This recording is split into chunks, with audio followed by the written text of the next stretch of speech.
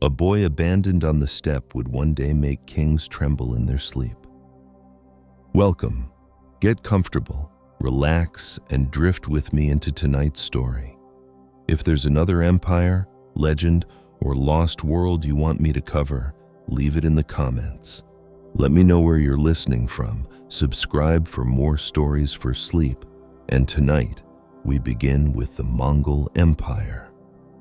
Before the Mongol Empire was an empire, before its horsemen crossed deserts and mountain walls and thundered into cities whose names had never been spoken on the eastern steppe, there was only the land that made such people possible. Mongolia was not a soft country and never pretended to be. It was a world of long winters, short summers, cutting winds, open grasslands, sparse forests, and rivers that could sustain life only for those who knew how to move with the seasons. To live there was to accept uncertainty as a law of nature. Wealth was counted in animals, especially horses, sheep, goats, cattle, and camels. Shelter could be packed up and carried away.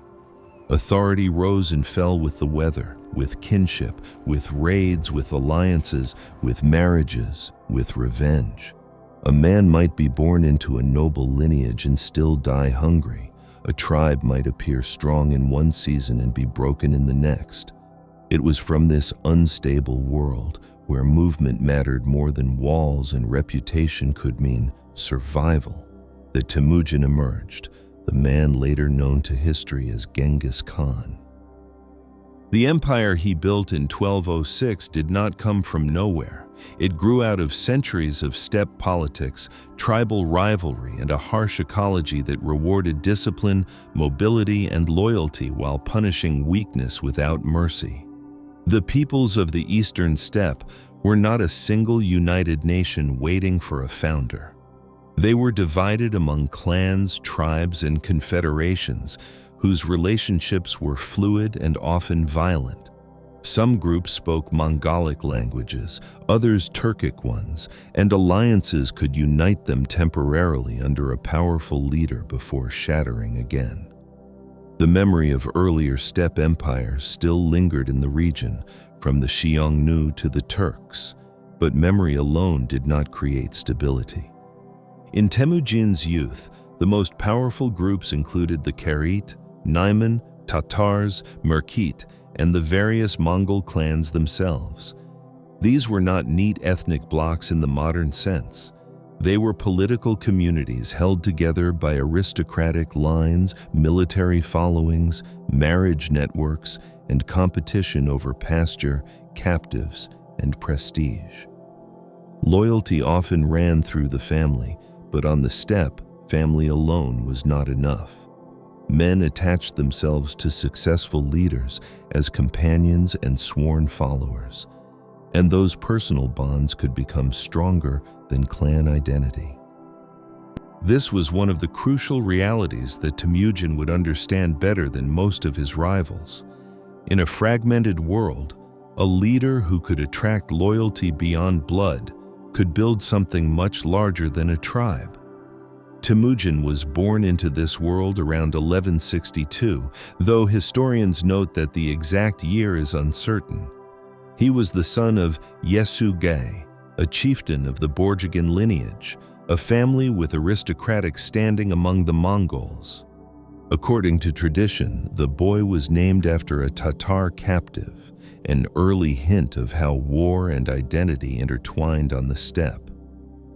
His mother, Herlun, was herself a figure of remarkable resilience. Before marrying Yesugei, she had been abducted from another group, a reminder that marriage could be as much an act of force and politics as kinship.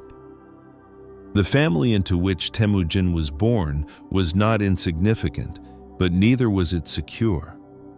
On the steppe, noble birth offered opportunity, not protection. A father's power could gather herds and followers, yet it could vanish the moment he died. Temujin's early life would prove this with brutal clarity.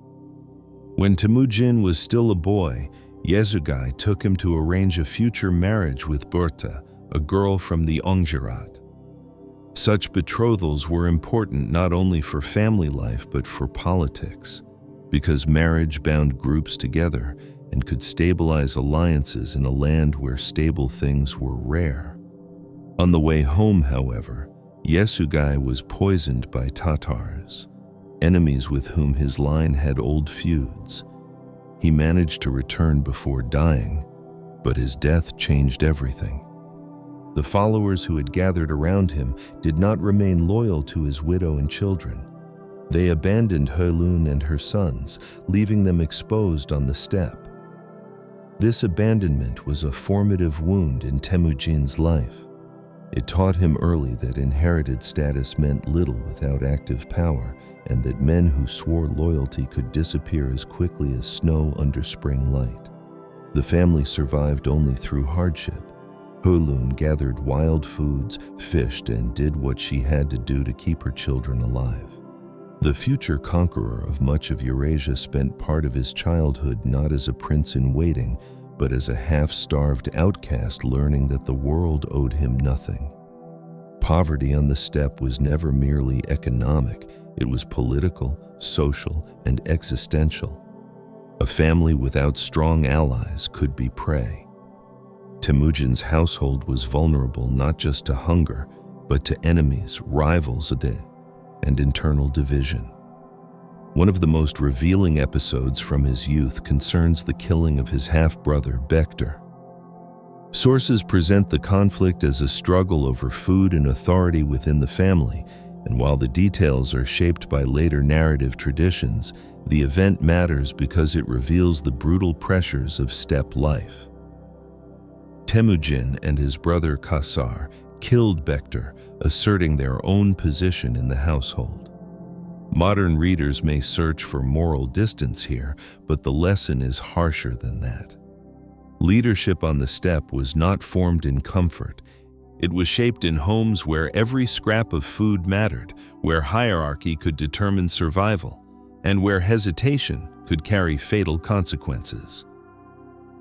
Temujin was learning to act decisively, and that trait, once amplified by ambition and military power, would transform the history of the world.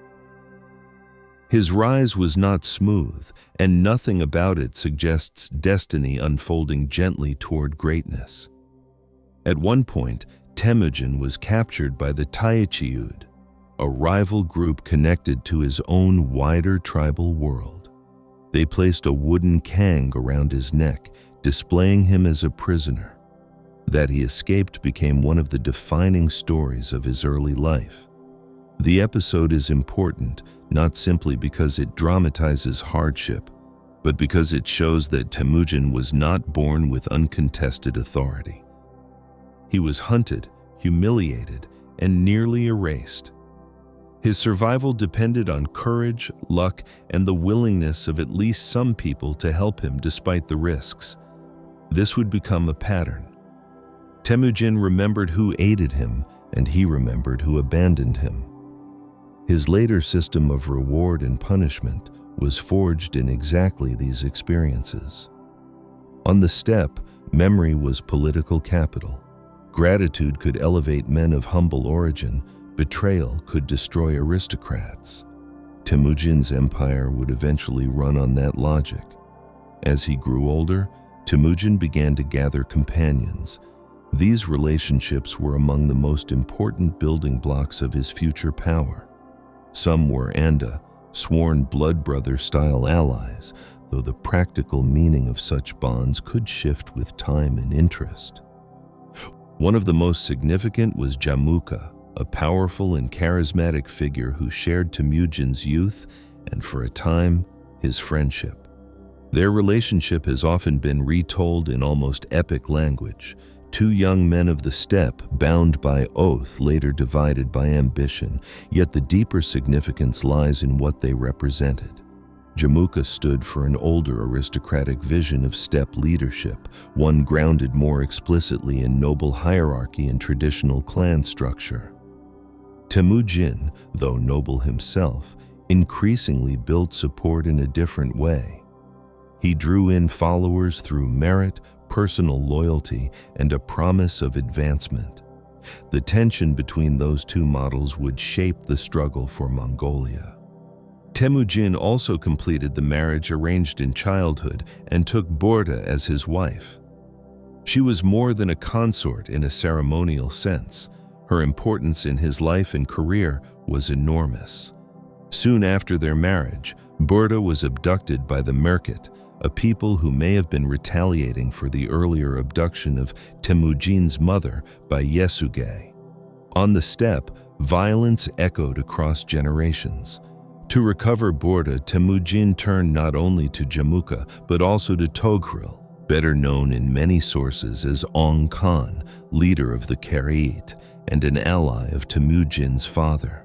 Together they launched a campaign against the Merkit and rescued her. This moment mattered on several levels. It restored Temujin's household honor, reinforced his ties with influential leaders, and demonstrated that he could mobilize military support beyond his immediate kin. It also brought into focus a pattern that would recur repeatedly. Temujin used personal crisis to expand political networks. The rescue of Borda was intimate in its cause, but large in its consequence. The child Borda bore after her rescue, Jochi, would later become the subject of whispered doubts regarding paternity, and those doubts would have deep consequences in the next generation. But at this stage, what mattered most was that Temujin's household had survived and begun to grow in stature. His camp became a place where men could attach themselves to a leader who was rising. In the politics of the steppe, success was magnetic. Every victory drew followers. Every follower created the possibility of further victory. Yet Temujin's position remained precarious. He was still one contender among many, and the alliances that had aided him could just as easily turn against him. Steppe politics did not reward complacency, they rewarded vigilance and force.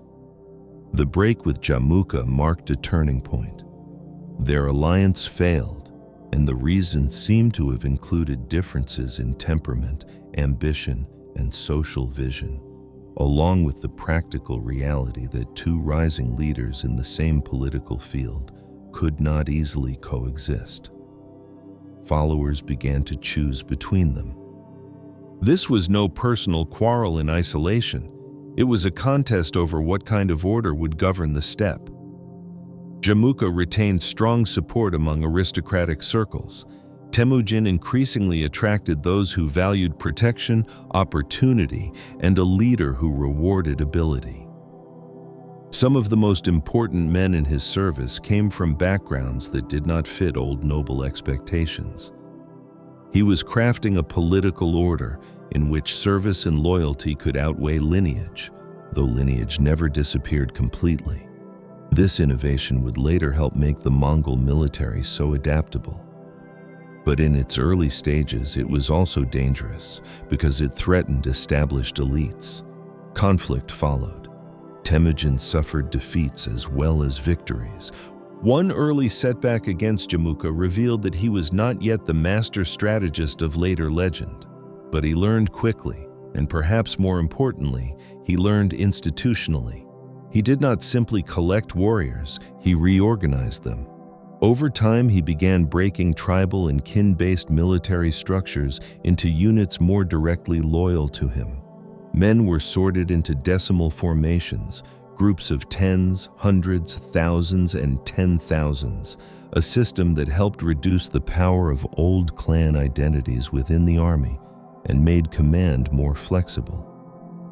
This administrative genius is one of the core reasons the Mongols became so formidable. Their success did not rest on horsemanship alone, though that mattered greatly. It rested on discipline, organization, intelligence gathering, signaling, and the ability to coordinate large mounted forces with astonishing speed. The seeds of that system were planted in these years of internal struggle, when Temujin was learning that charisma alone could not hold together a new order. It had to be built into the bones of command. His relationship with Togrul, the Karaite ruler, also deteriorated. At first, Togrul had been a senior ally, almost a father-protector figure in some traditions. But alliances on the steppe were unstable, especially when one partner began to grow too strong. Suspicion, marriage disputes, and the influence of rivals all contributed to the collapse. Togrul turned against Temujin, and the resulting struggle was severe. Yet Temujin prevailed. The destruction or absorption of the Kharat was a major step in his rise, because the Kharat were among the most powerful political groupings in the region. Their defeat did more than remove an enemy. It transferred people, animals, resources, and prestige into Temujin's orbit. Steppe victories were cumulative in this way. Conquest was not only annihilation, it was incorporation. The defeated, if they submitted, could become part of the conqueror's machine. Temujin excelled at this, turning former enemies into subordinates and expanding his base with each triumph. The Nayman, another major power in western Mongolia, became the next crucial obstacle. Their defeat further transformed the political landscape of the steppe. By overcoming the Nayman and dispersing or incorporating their followers, Temujin destroyed one of the last great alternatives to his rule. Meanwhile, the Tatars, long-standing enemies linked to his father's death, had already faced devastating retaliation. In his campaigns against them, Temujin displayed a harshness that would become one of the defining features of Mongol conquest. He could be pragmatic toward the useful and merciless toward those marked for destruction. The line between those categories was determined by politics, memory, and resistance. This was not cruelty for its own sake alone, though cruelty certainly became one of his tools. It was strategy sharpened by personal history and shaped by steppe custom, where vengeance and deterrence often reinforced one another. Those who killed one leader's kin could be exterminated by the next. Under Temujin, such retribution would be organized on a scale far beyond older tribal feuds. With rival confederations crushed or subordinated, Temujin stood closer than anyone had in generations to uniting the Mongolian steppe. But he did not simply inherit a nation. He made one through force, law, patronage, and reorganization. He distributed people deliberately, breaking up old tribal concentrations that might rebel. He promoted commanders for competence and loyalty. He bound followers with rewards taken from conquest. He gathered shamans, nobles, warriors, and camp peoples into a new political reality centered on his person. This was the beginning of something larger than tribal kingship. It was the creation of an imperial center in a society long accustomed to fracture. The decisive moment came in 1206, at a great assembly often described as a Kuriltai on the banks of the Onan River. There, Temujin was proclaimed Genghis Khan. The exact meaning of the title is debated, but it is often understood as something like universal ruler or oceanic ruler, a claim far grander than the leadership of a single tribe. The title announced not merely success in civil war, but a new order, one intended to expand beyond the steppe itself. This was the true birth of the Mongol Empire. It did not yet stretch from sea to sea. It did not yet terrify Persia, shake northern China, or send scouts toward Europe. But its essential machinery was now in place. Genghis Khan had united a wide federation of Mongol and other steppe peoples under a single leadership. He had forged an army whose mobility and discipline would soon overwhelm states far richer and more populous than his own. He had learned from abandonment that loyalty must be enforced and rewarded. He had learned from captivity that survival required daring. He had learned from friendship with Jamukha that personal bonds could become political battle lines. He had learned from Borta's rescue, from Togrul's betrayal, from the destruction of the Tatars, Kerit, and Naiman, that no alliance was sacred unless backed by power. Out of hunger, exile, and endless rivalry, he had built unity. Out of the steppe's harsh economy, he had built military efficiency. Out of family tragedy, he had built an imperial will. By 1206, the man born Temujin was no longer merely a successful tribal leader. He was the founder of a system that would alter the balance of Eurasia. The world beyond Mongolia had not yet fully noticed. It would soon have no choice. The steppe did not change when Temujin became Genghis Khan. The wind still moved across the grasslands as it always had, bending the plains in slow waves that never truly rested. The rivers still cut through the land with quiet persistence, and the sky remained vast enough to make any man feel small beneath it. Yet something had changed in the people who lived there. For the first time in generations, the tribes of Mongolia were no longer drifting in separate orbits of rivalry and revenge. They had been drawn together, not by tradition, not by shared ancestry alone, but by force, discipline, and a single commanding will. The year was 1206, and the world had not yet realized that the balance of power across continents had begun to shift. Genghis Khan did not see his new title as the end of struggle. It was the beginning of something much larger. Uniting the steppe had been a test, but it had also been preparation. The same forces that had driven tribal conflict, scarcity, ambition, the need for security, did not disappear once unity was achieved. They intensified. A vast coalition of warriors, families, and herds could not remain still for long. It required movement, purpose, and reward. Without these, it would fracture again into the same divisions that had nearly destroyed Temujin in his youth. Genghis understood this with clarity. If the Mongols were to remain united, they needed direction beyond themselves. They needed conquest. But before conquest could reach beyond the steppe, it had to be organized. What Genghis Khan created in these years was not merely an army. It was a system designed to transform a loose confederation of tribes into a machine that could operate across enormous distances with precision. The foundation of this system lay in the decimal organization he had begun developing during his rise. Every warrior was assigned into units of 10, which were grouped into hundreds, thousands, and 10,000s. These were not just numerical categories, they were structural bonds that reshaped identity. A man's primary loyalty was no longer to his clan or tribe, but to his unit and its commander. This broke the power of old aristocracies and reduced the likelihood of internal rebellion. It also ensured that orders could move quickly and be carried out without confusion. This reorganization extended beyond the battlefield. Families were often moved along with military units, binding entire communities into the new structure. Genghis Khan redistributed people deliberately, placing individuals from different tribes together, so that no single group could dominate or easily revolt. It was a calculated dismantling of the old order and the creation of something new. Loyalty to the Khan became the central axis around which everything revolved.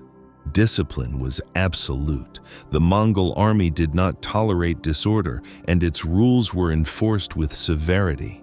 Cowardice in battle, desertion, or failure to obey commands could result in death.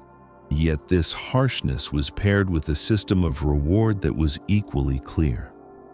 Loot from campaigns was distributed in a structured way, ensuring that even ordinary soldiers benefited from victory. Promotion was based on merit and loyalty rather than noble birth. A man who proved himself could rise, regardless of his origins. This was one of the most radical aspects of Genghis Khan's rule. On a steppe long governed by lineage, he created pathways for advancement that depended on service. It gave men a reason to fight not just out of obligation, but out of ambition. Training and readiness became constant expectations. Mongol warriors were raised in a culture that already valued riding, archery, and endurance. But under Genghis Khan, these skills were refined into something more systematic. Riders could fire arrows with deadly accuracy while moving at full speed, turning their horses with their knees, leaving their hands free to shoot. They carried multiple bows, spare strings, and a variety of arrows suited to different purposes. Communication across the battlefield relied on signals, flags, drums, horns that allowed coordinated maneuvers even in the chaos of combat. Perhaps most importantly, the Mongols mastered mobility. Each warrior traveled with several horses, rotating them to maintain speed and endurance. This allowed Mongol forces to cover distances that astonished their enemies. Armies that expected to face them weeks later could find them arriving in days. This speed was not only tactical but psychological. It created an aura of inevitability, as if resistance was already too late by the time it began. Genghis Khan also understood the value of information. He placed great emphasis on intelligence gathering, sending scouts ahead of his armies and using networks of informants to learn about terrain, defenses, and political conditions in enemy territories. Knowledge reduced uncertainty, and on the steppe, reducing uncertainty meant survival. In foreign lands, it meant victory. Law played a central role in holding this expanding system together. Though details are debated, Genghis Khan is associated with a body of regulations often referred to as the yasa. It was not a legal code in the modern sense, but a set of decrees and principles that governed behavior within the empire. It reinforced discipline, loyalty, and order. Theft, betrayal, and disobedience were harshly punished. At the same time, the law also protected certain aspects of society, including religious practices. Genghis Khan showed a pragmatic tolerance toward different beliefs, understanding that unity across a diverse population required flexibility as well as control. With the internal structure of the Mongol world strengthened, Genghis Khan began to look outward. The steppe alone could not sustain the growing power he had created. Beyond its borders lay wealth, cities, and empires that had long viewed the nomads as peripheral threats rather than central forces. To the south lay the Yuan Dynasty in northern China, a state with fortified cities, agricultural wealth, and a long tradition of dealing with steppe incursions. To the west lay Central Asia, with its trade routes and urban centers. These regions had resources the Mongols did not possess in abundance: grain, metal, textiles, and dense populations that could be taxed or conquered. The first major campaigns after 1206 were directed toward consolidating control over neighboring regions and testing the strength of settled states. Raids into the territories of the Tangut Kingdom of Western Xia demonstrated both Mongol capability and intention. These were not simple plundering expeditions. They were strategic operations designed to weaken, intimidate, and eventually subjugate. What made the Mongol approach so effective was not only their military skill, but their adaptability. When faced with fortified cities, something the steppe had little experience with, they did not retreat permanently. They learned. They incorporated engineers, siege specialists, and techniques from conquered peoples. Each campaign made them more capable of confronting the next challenge. The empire was not static. It evolved with every encounter. Fear became one of their most powerful weapons. Stories of destruction spread ahead of their armies, sometimes exaggerated, sometimes not. Cities that resisted could be annihilated. their populations slaughtered as a warning to others. Yet this violence was not random, it was calculated. Those who submitted often found themselves spared and incorporated into the empire's structure. Those who resisted risked becoming examples. This dual approach, mercy for submission, devastation for defiance, created a psychological pressure that could collapse resistance before battles even began. Within the Mongol ranks, loyalty to Genghis Khan deepened into something approaching absolute authority. He was not merely a political leader. He was the center of a system that provided order, opportunity, and direction in a world that had once been fragmented and uncertain. His personal history of hardship, survival, and victory became part of the narrative that justified his rule. To follow him was to be part of something larger than any tribe. By the end of these early years as Genghis Khan, the transformation was undeniable. The scattered peoples of the Mongolian steppe had become a unified force with a clear structure, a disciplined army, and an expanding vision. They were no longer reacting to the pressures of their environment alone. They were projecting power outward, shaping the fate of regions far beyond their homeland. The wind still moved across the steppe as it always had, but now it carried with it the beginnings of something the world had rarely seen. A force that did not simply raid and retreat, but advanced, adapted, and endured. The Mongol war machine was no longer forming. It was ready. When the Mongols turned toward northern China, they were not riding into an unknown world, but into one that had defined the politics of the steppe for generations. The frontier between the grasslands and the settled north was old, tense, and deeply familiar. Nomadic confederations had raided, traded with, served, and fought Chinese states for centuries. Walls had been raised, tribute arranged, alliances made and broken, and border markets opened and closed according to the rhythms of fear and necessity. The steppe and the Song were not separate civilizations living in ignorance of one another. They were neighbors locked in a long argument about power, security, and wealth. Genghis Khan inherited that frontier as surely as he inherited the horse and bow. But unlike so many leaders before him, he did not intend merely to pressure the agricultural world from outside. He meant to break it open. To understand why northern China became one of the Mongols' first great targets, it helps to remember what stood there in the early 13th century. China was divided. The Yuan Dynasty, founded by the Jurchens, ruled the north, including many of the wealthiest and most heavily populated regions. To the south, the Song Dynasty governed a separate and culturally brilliant realm, rich in commerce, technology, and urban life, but not yet the direct object of Genghis Khan's earliest full-scale assaults.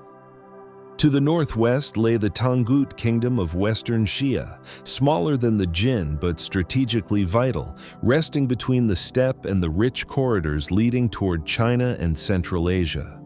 For the Mongols, these states were not only sources of wealth, they were political obstacles and opportunities. They had interfered in steppe affairs, manipulated tribal rivalries, demanded submission when they could, and sought to keep the nomadic world divided. Genghis Khan had unified the steppe. The next step was to overturn the old balance that had once hemmed the steppe in. The first blows fell against Western Xia. This was not yet the full thunder of Mongol conquest at its later height, but it revealed the shape of things to come. Genghis Khan attacked the Tangut state in 1209, moving against a kingdom that controlled important trade routes and occupied a strategic position between Mongolia and the richer territories to the south and west. Western Xia was not weak, but it was vulnerable in ways the Mongols had already learned to exploit. Its strength lay in fortified cities, irrigation systems, and established government. The Mongols, for their part, excelled in mobility, encirclement, harassment, and the destruction of armies in the open field. The challenge was always the same when they confronted settled powers: how to turn the speed of the steppe into victory against walls. At first, they did not solve this problem cleanly.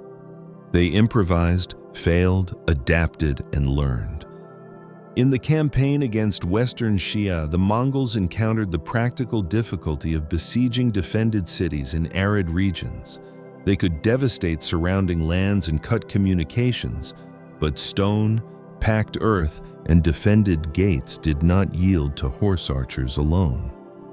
One famous episode from the campaign involved an attempt to flood the Tangut capital by diverting a river, an operation that went badly and reportedly backfired when the waters damaged Mongol positions instead.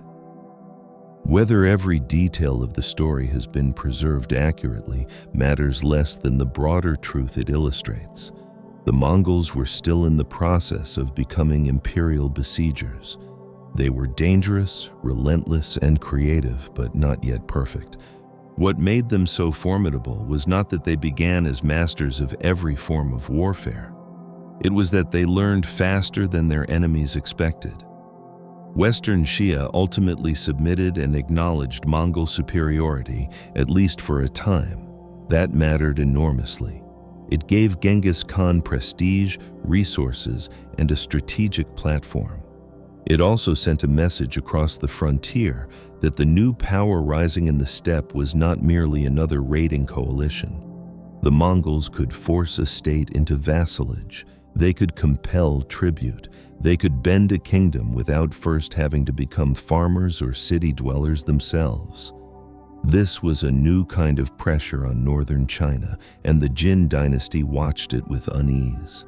The Jin had reasons to fear the Mongols beyond the immediate military threat. For decades, perhaps longer, the politics of the north had depended on keeping the steppe divided.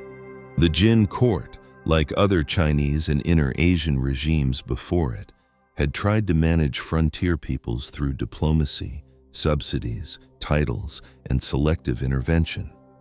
Such methods worked best when the nomads were fragmented. A united Mongol confederation under a leader like Genghis Khan was exactly the kind of development border policy was meant to prevent. Worse still for the Jin, the Mongols were not simply another tribal enemy appearing at the frontier. They were becoming a state, even if they did not resemble settled states in the usual way. Their armies were organized, their chain of command was disciplined, their leadership had clear purpose, and their appetite for expansion was growing. The break between Genghis Khan and the Jin dynasty was therefore more than a war of opportunity. It was the collision of two political worlds that could not comfortably coexist once one of them had achieved unity. In 1211, Genghis launched his great campaign against the Jin. The scale of the undertaking was immense.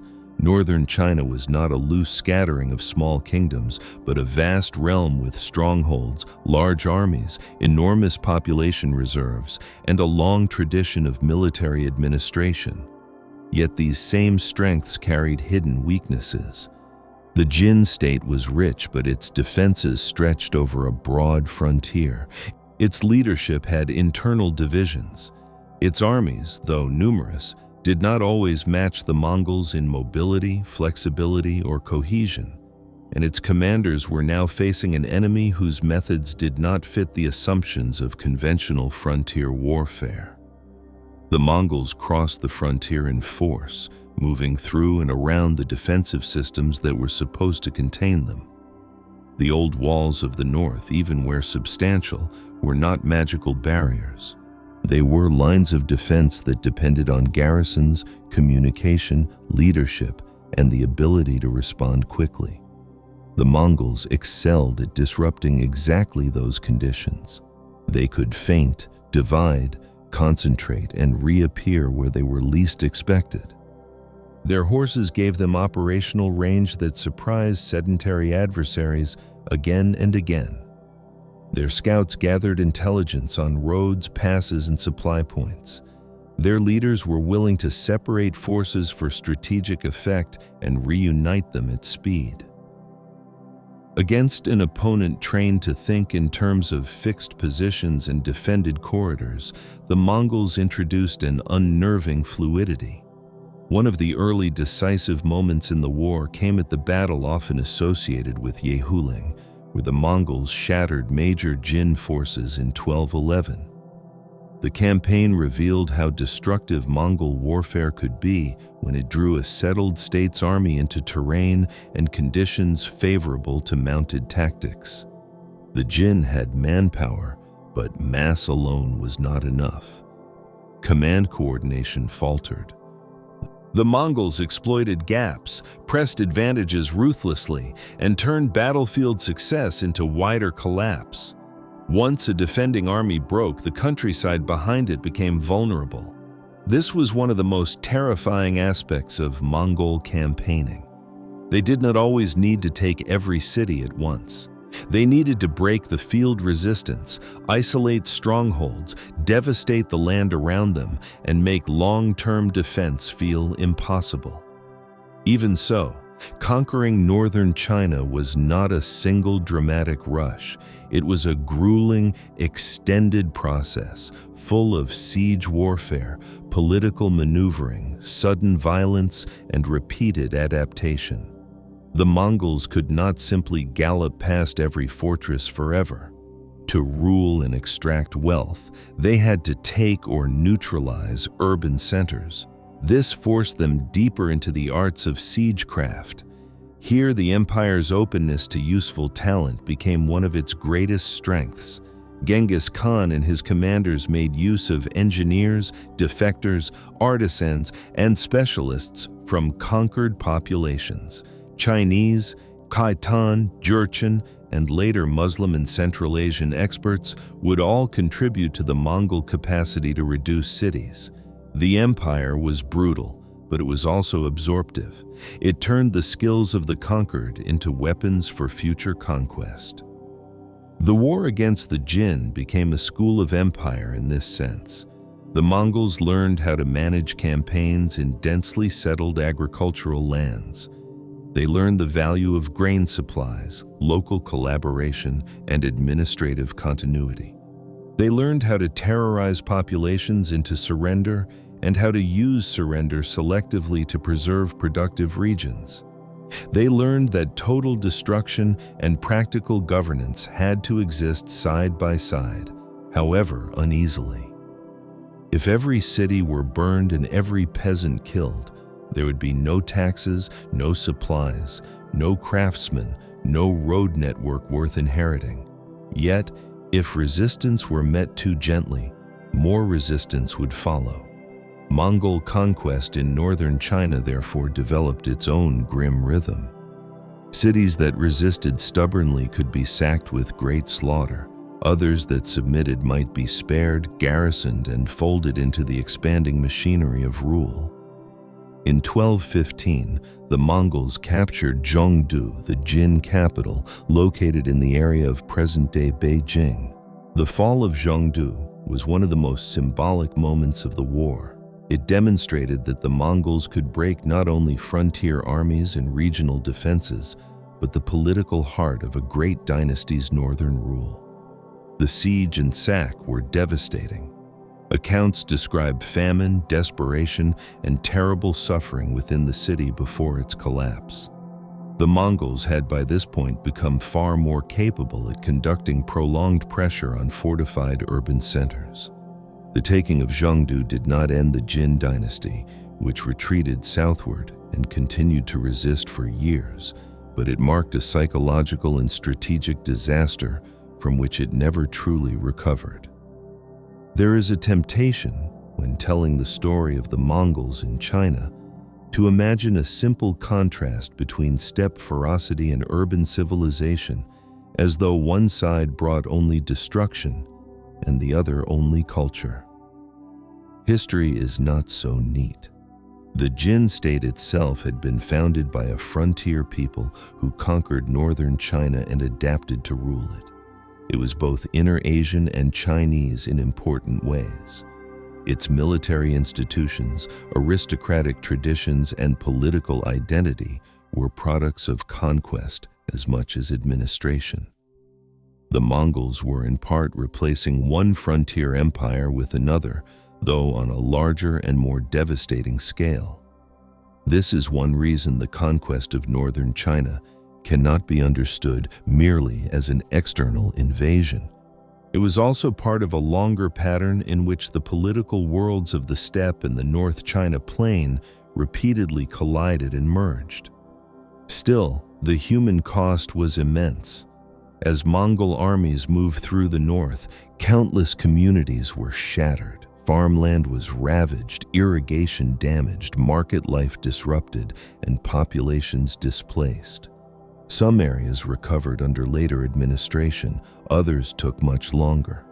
War in northern China was not a matter of neat army against army combat. It was a broad, traumatic unmaking of regional order. Refugees fled, local elites negotiated, resisted, or defected. Officials tried to preserve what they could. Banditry and opportunism followed in the wake of collapsing authority. For ordinary people, the arrival of empire was not a grand geopolitical event. It was hunger, fear, burned granaries, missing relatives, rumors of horsemen, and the collapse of the familiar. Genghis Khan did not remain personally focused on China alone. His ambitions increasingly widened westward, and some of the burden of continued campaigning in North China fell to his generals and sons. This too reveals something important about the empire he had built. It was no longer dependent on his physical presence in every theater. He had created subordinate commanders capable of operating across multiple fronts. Men like Mukhali became especially important in sustaining pressure on the Jin while Genghis pursued other campaigns. Mukhali, one of Genghis Khan's most trusted generals, led long and effective operations in northern China, combining military aggression with administrative pragmatism. He represented the kind of servant the Mongol system elevated, not a hereditary grandee resting on pedigree, but a proven commander bound to the Khan by loyalty and performance. The continued war against the Jin also showed that conquest was rarely clean.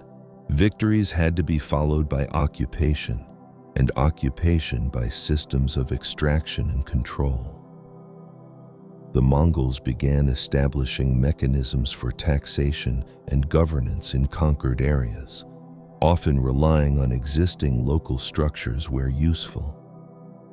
They were not interested in ruling northern China as Chinese emperors had always ruled it, at least not yet, but neither were they content merely to plunder and ride away. They wanted sustained advantage. That required some continuity of administration. It also required decisions about who would be trusted to manage cities, collect grain, and coordinate supplies. Here again, the Mongol genius for pragmatic incorporation mattered. Men from conquered populations who submitted and proved useful could rise to positions of real influence. By the time Genghis Khan's first great phase of conquest moved further west into Central Asia, the struggle in northern China had already changed the Mongol Empire forever. It had exposed the Mongols to a scale of wealth beyond anything the steppe alone could offer. It had forced them into longer campaigns, larger logistical systems, and more complex forms of rule. It had deepened their reliance on non-Mongol specialists. It had sharpened their siege techniques. And it had taught them that fortified, urban, bureaucratic states, however formidable they appeared, could be cut open if one attacked their armies, supply systems, and political coherence together. For the Jin, the disaster was not simply military defeat. It was the dawning realization that the enemy at their frontier was not going to be bought off, divided, or contained in the usual ways. The Mongols had crossed some invisible threshold. They were no longer a recurring northern threat. They were becoming masters of conquered worlds. Every city taken in northern China strengthened them for future wars. Every engineer spared, every granary seized, every local defector rewarded, every siege mastered added another layer to the imperial machine. The conquest of North China was therefore not only a chapter in Mongol expansion, it was the making of a conquest engine that would soon crash into Central Asia, Persia, and beyond. Yet for all its scale, this chapter of the story remained unfinished during Genghis Khan's lifetime. The Yuan Dynasty still survived, diminished and wounded, but not yet extinguished. The southern Song remained outside Mongol control. The north was a field of ruin, adaptation, and unfinished war. Genghis Khan had broken the old certainty that the steppe could be held at the margins. He had taken capitals, crushed armies, and proven that China's northern defenses could fail catastrophically before a disciplined nomadic empire. But even as smoke still drifted over the conquered lands, a new horizon was already pulling his attention westward. Trade, insult, opportunity, and revenge were leading him toward a far richer and more terrible collision. Beyond the deserts and oasis cities of Central Asia stood another empire that believed itself secure behind distance, walls, and pride. It would soon learn, as the Jin had learned, that the Mongols were not coming to raid the edges of the world. They were coming to remake it. If northern China taught the Mongols how to batter at the doors of a great settled state, Central Asia would show the world what happened when those doors were kicked inward and the conquerors did not stop. The war against the Khwarazmian Empire was one of the great turning points in the history of Eurasia, not only because of its scale of destruction, but because of how suddenly it transformed the Mongols from a terrifying regional power into an empire whose violence and reach seemed almost without horizon. In China, Genghis Khan had already broken armies, taken cities, and absorbed knowledge that made future conquest easier. But in the lands of Transoxiana and Persia, Mongol war would become something even darker in memory. A storm of annihilation directed against one of the richest commercial and urban zones in the medieval world. It began, as some of the most catastrophic wars do, not with a grand declaration of universal conquest, but with trade, suspicion, and a ruler too proud to understand the danger moving toward him. To the west of the Mongol heartland lay a different kind of world from the grasslands or the agrarian plains of northern China. Central Asia was a region of caravan routes, oasis cities, irrigated farmlands, learned courts, and old Islamic centers whose wealth came not just from land, but from position. Merchants crossed these territories bearing silk, spices, metalwork, textiles, books, and stories. Cities like Bukhara and Samarkand were not remote frontier outposts. They were among the jewels of the Islamic world, places of scholarship, craft, and trade, where mosques and markets gave shape to urban life under dynasties that ruled through governors, tax systems, military forces, and long traditions of Islamic legitimacy. The Khwarazmian Empire, ruled at this time by Shah Muhammad II, had risen rapidly and was powerful on paper. It stretched across a large area that included much of modern Uzbekistan, Turkmenistan, Iran, and beyond.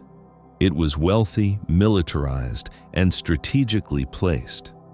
It also suffered from a serious weakness that large empires often conceal until the moment of crisis. Its internal cohesion was thinner than its outer grandeur suggested.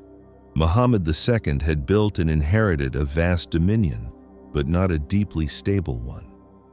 His authority was entangled with ambitious regional governors, competing military elites, and the formidable influence of his mother, Turken Khatun, whose political network complicated governance at the center. The Khwarazmian state was not a unified machine in the manner the Mongols were becoming. It was large, prestigious, and dangerous, but also brittle, prone to mistrust, and vulnerable to poor coordination across distance. Still, none of this meant it was destined to fall.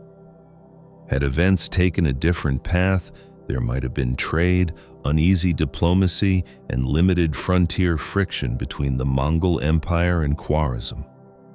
Genghis Khan did not initially approach the Western Empire with immediate total war in mind.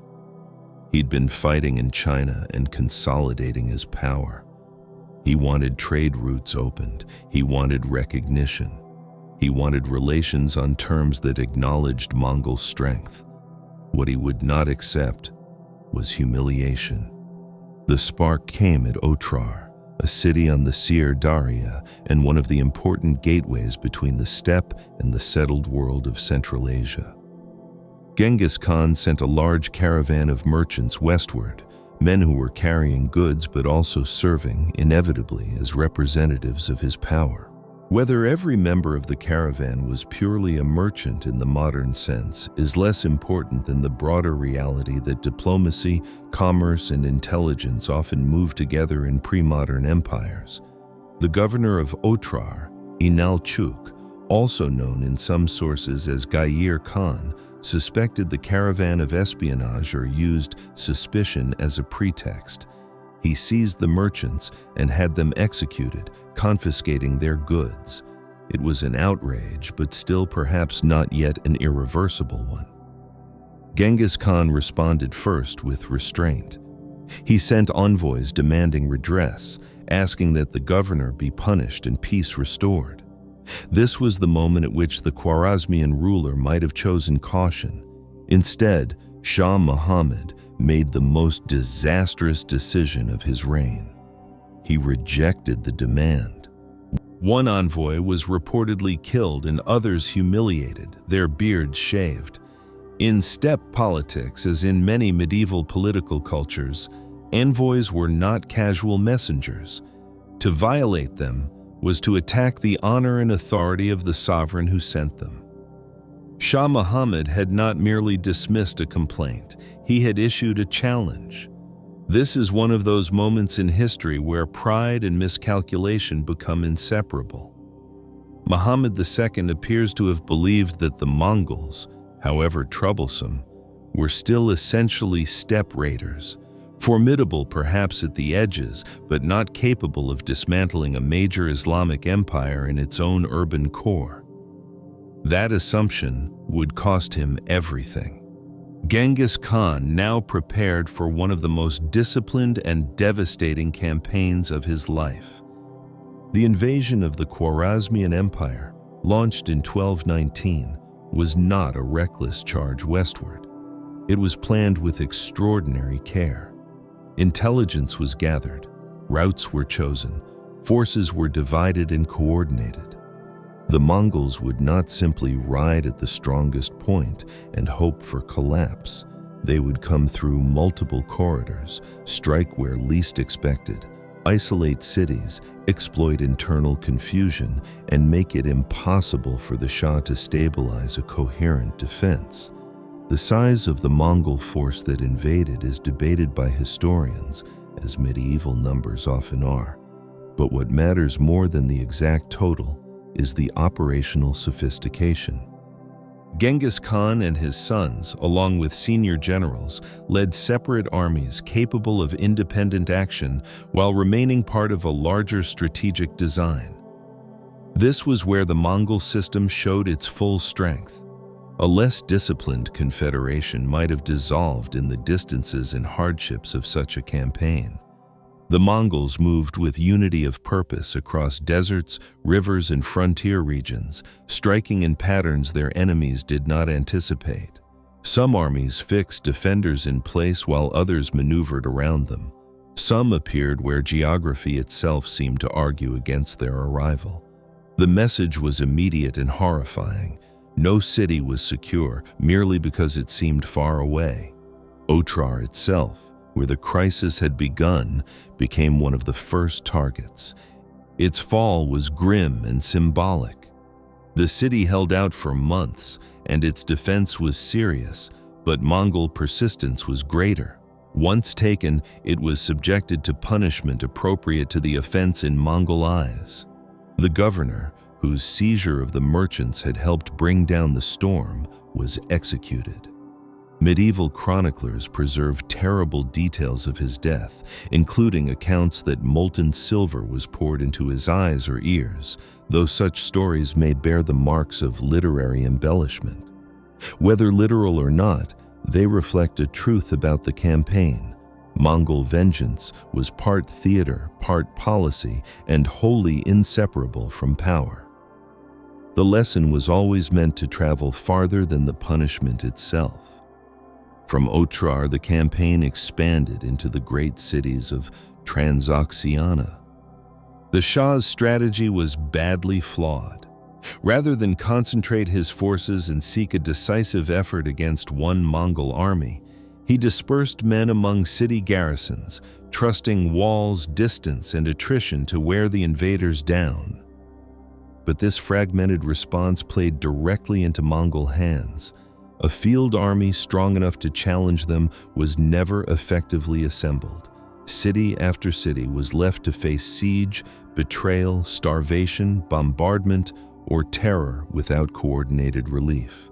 The Khwarazmian state had resources, but they were paralyzed by indecision and mistrust. Muhammad fled from place to place, unwilling or unable to impose unity on the defense. His empire was already coming apart in spirit before the Mongols finished breaking it, in fact. Bukhara fell in 1220, and its fall became one of the defining scenes in the history of Mongol conquest. The city was famous, wealthy, and deeply rooted in the Islamic scholarly and commercial world, yet fame did not save it. The Mongols entered after overcoming resistance, and the city suffered sack and devastation. Later sources preserve a speech attributed to Genghis Khan in Bukhara, one in which he presents himself as a scourge sent as punishment for sin. The exact wording, as often with medieval speeches, cannot be treated as verbatim certainty. Chroniclers shaped such scenes to reveal meaning as much as literal dialogue. But the scene endured because it captured how the Mongols came to be understood by the populations they conquered, not simply as enemies, but as an overwhelming force whose arrival felt apocalyptic. In practical terms, the fall of Bukhara showed again how Mongol warfare combined military efficiency with psychological domination. Once inside a city, they did not merely win, they made the victory unforgettable.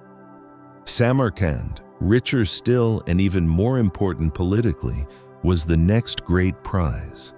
The city had a substantial garrison, including war elephants in some accounts and large numbers of troops. On paper, it should have mounted one of the strongest defenses in the campaign. Instead, the familiar pattern repeated itself. The Mongols isolated it, undermined its confidence, and exploited divisions within the defenders. Some elements surrendered, others resisted. The city fell. The consequences were catastrophic. Craftsmen and useful specialists might be spared for service elsewhere, but many inhabitants were killed, enslaved, or dispersed. The urban order that had made Samarkand a center of wealth and learning was shattered under conquest. The Mongols did not always reduce every city to ashes in a simplistic sense, but the human and institutional damage they inflicted could take generations to absorb. The Shah was now a ruler without a center, pursued by enemies who seemed able to outrun certainty itself. Genghis Khan dispatched forces after him, and what followed was one of the most remarkable pursuit operations in medieval history. Mongol generals Jebe and Subutai, among the greatest commanders the empire ever produced, chased Muhammad westward across vast distances. The Shah fled through Persia, then toward the Caspian region, his authority evaporating as he moved. The symbolism here matters. A king who could not defend his capital, rally his armies, or hold his frontiers was no longer fully a king except in title. He died in flight on an island in the Caspian Sea in late 1220 or early 1221, broken by defeat and fear, having failed to understand the enemy until it was too late to matter. Yet the war did not end with the Shah's death, because destruction had developed its own momentum. His son, Jalal al-Din Mangburni, proved far more energetic and capable than his father. He gathered resistance, fought skillfully in some engagements, and briefly offered the possibility that Khwarazmian defiance might still cohere around a surviving prince. Jalal al-Din was brave, intelligent, and in many ways admirable as a last defender of a collapsing realm. He won a notable victory over a Mongol detachment at Parwan, demonstrating that Mongol armies were not invincible in every circumstance.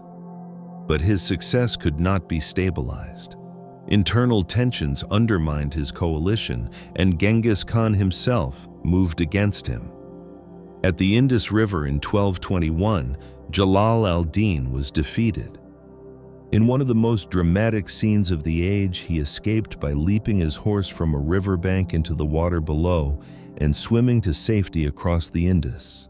Genghis Khan, watching from the opposite bank, is said to have admired his courage, even while destroying his cause.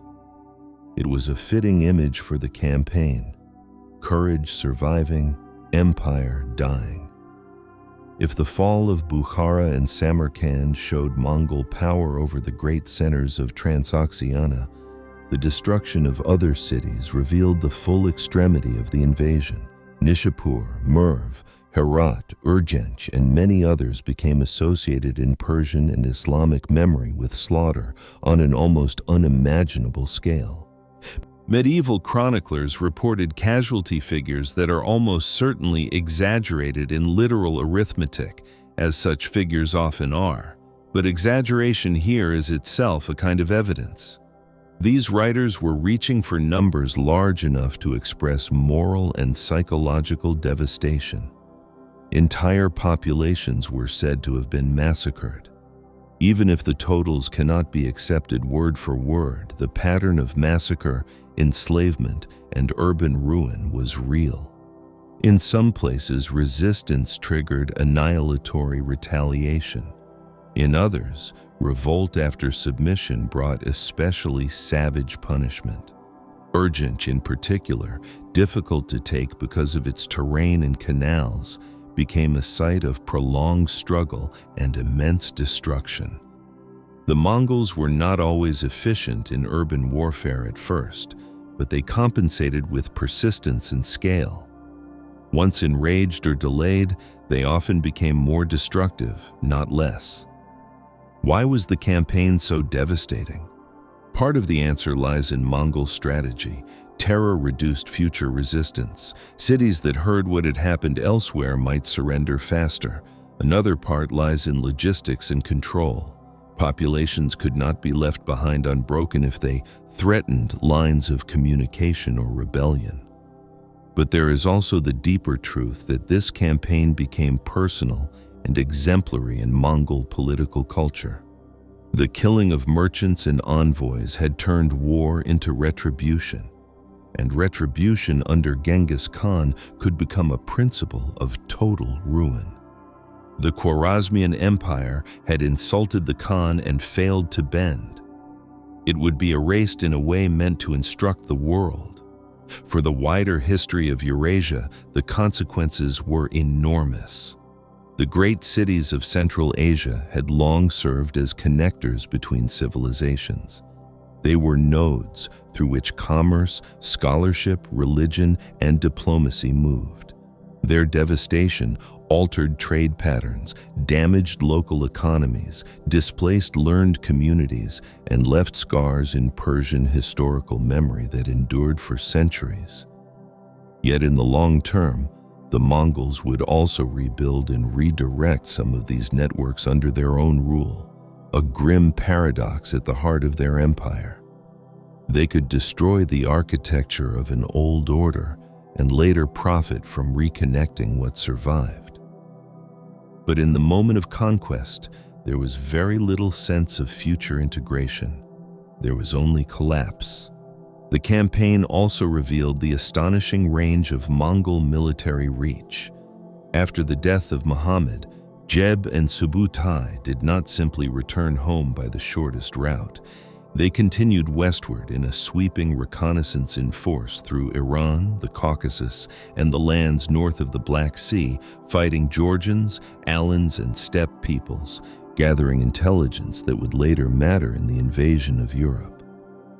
This was another sign that the Mongol Empire was becoming something larger than a conqueror's household state. Its generals could move like blades across continents, learning the shape of lands they had not yet fully decided to conquer. For Genghis Khan himself, the victory over Khwarazm confirmed the imperial logic that had been forming since the unification of the steppe. No settled state was too rich, too cultured, or too far away to be broken if it was divided, arrogant, or slow. No dynasty could assume safety from distance. The campaign hardened the empire's habits of siege warfare, intelligence use, terror policy, and incorporation of specialists. It also fed the legend of Mongol invincibility. In the years after the Khwarazmian catastrophe, rulers across Eurasia would hear of cities erased, kings hunted into exile, and cavalry columns appearing where no one thought they could come. Many would still resist, some would submit, but almost none would be able to ignore them. And still, beneath all the scale of this conquest, the old emotional engine of Genghis Khan's power remained visible.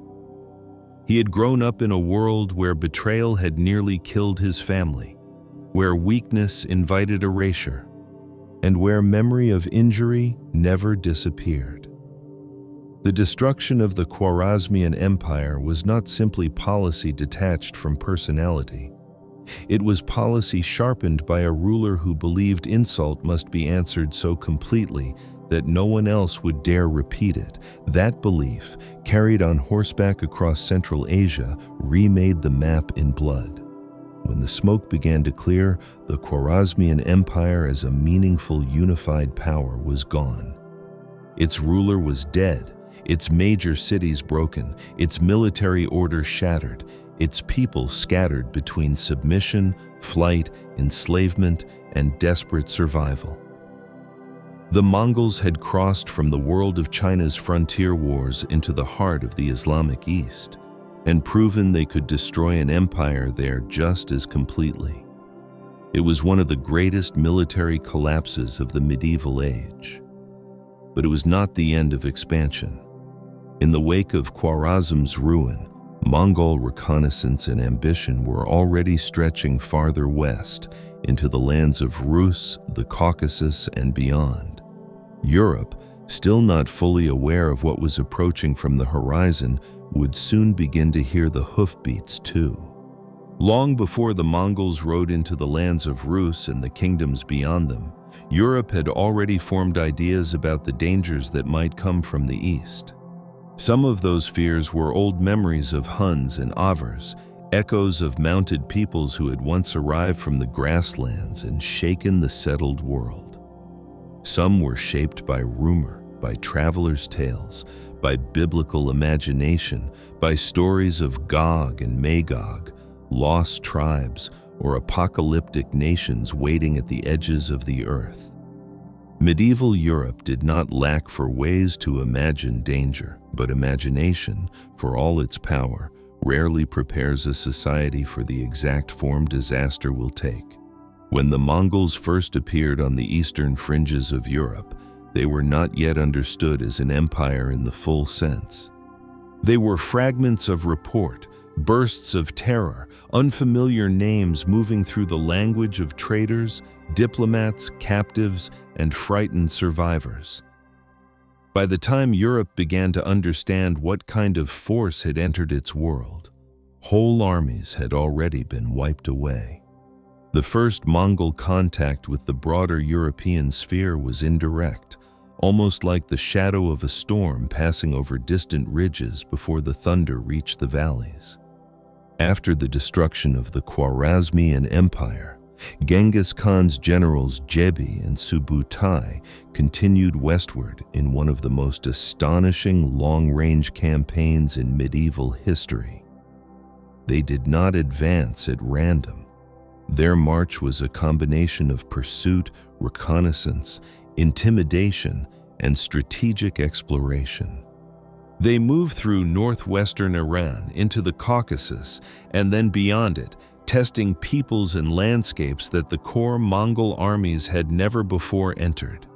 They fought the Georgians, defeated coalitions of local forces, and demonstrated once again the central qualities that made Mongol campaigning so effective: speed, flexibility, deception, and the ability to turn enemies against one another. In the Caucasus and the steppe beyond it, the Mongols encountered a patchwork of powers, alliances, and rivalries. They fought Alans, Circassians, and Turkic steppe peoples, including the Cumans, also known as Kipchaks, who dominated large stretches of the Pontic steppe north of the Black Sea. The Mongols did not always seek to destroy everyone at once. One of their recurring diplomatic tactics was to divide coalitions before attacking them. They offered terms, appealed to difference, or temporarily neutralized one enemy while isolating another. This method was as important as the bow. A coalition that remained unified might be difficult. A coalition made suspicious of itself could be torn apart and destroyed in sequence. The Mongols persuaded the Cumans to abandon their Alan allies, then attacked the separated Alans, and later turned on the Cumans as well. This pattern would repeat in later campaigns. The Mongols did not simply defeat armies, they often defeated the political imagination that made resistance possible. The fleeing Cumans carried the danger westward with them. Their movement into the lands bordering the principalities of Rus drew East Slavic rulers into the Mongol orbit before any of them grasped what that meant. Rus in the early 13th century was not a single unified kingdom. It was a loose and often divided constellation of principalities centered on cities such as Kiev, Chernigov, Smolensk, Vladimir, and others, ruled by princes of the Rurikid line whose rivalries frequently weakened collective action. This political fragmentation mattered enormously. Like the Khwarazmian Empire before them, the Rus princes faced a mobile, disciplined invader while divided among themselves. They had courage, manpower, and fortified cities, but unity came slowly and distrust came easily. The Cumans urged alliance against the new eastern enemy, and some Rus princes responded. It was a reasonable decision in the moment. It was also the beginning of one of the clearest demonstrations of Mongol operational superiority in the prelude to the later European invasions. The decisive encounter came in 1223 at the Kalka River. The Mongol force under Jebi and Subutai was not the main weight of the empire, but it was commanded by men of extraordinary ability. Facing them was a coalition of Rus princes and Cuman allies, a force that likely believed numbers and determination would be enough to break a distant raiding army. The Mongols used one of their most effective methods, the feigned retreat.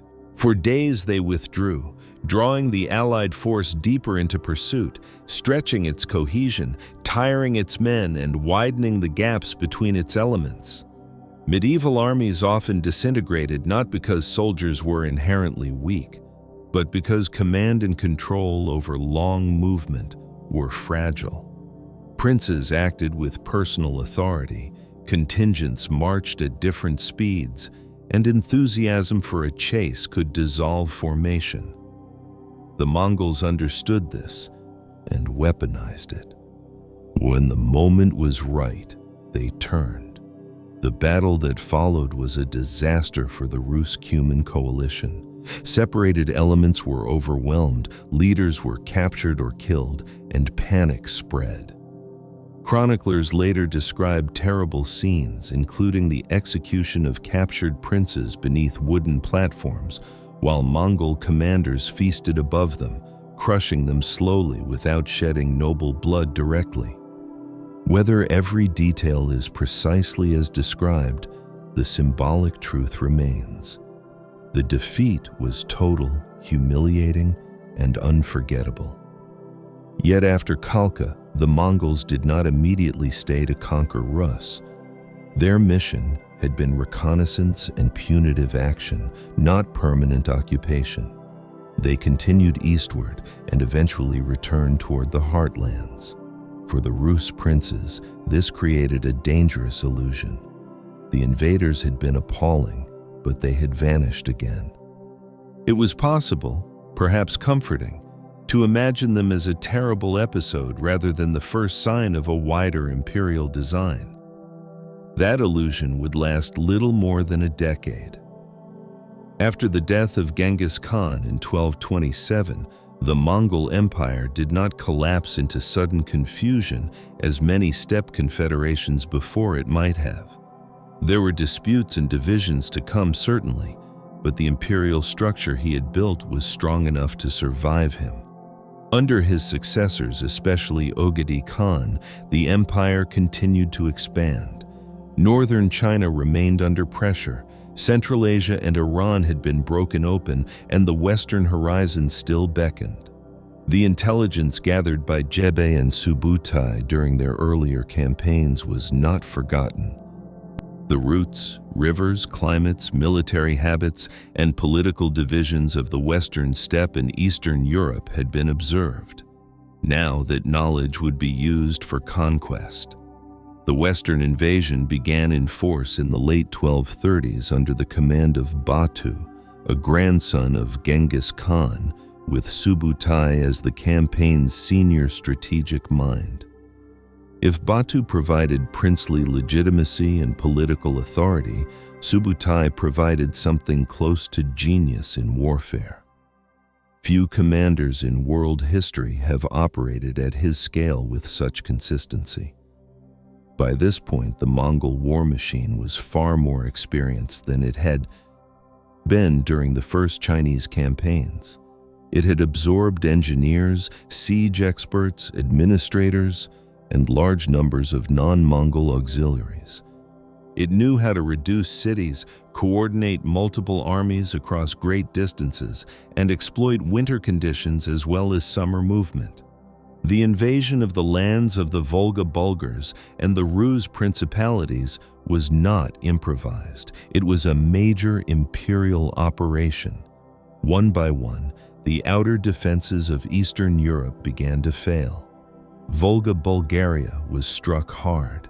Then the Mongols moved against the principalities of Rus. In 1237, they attacked Ryazan.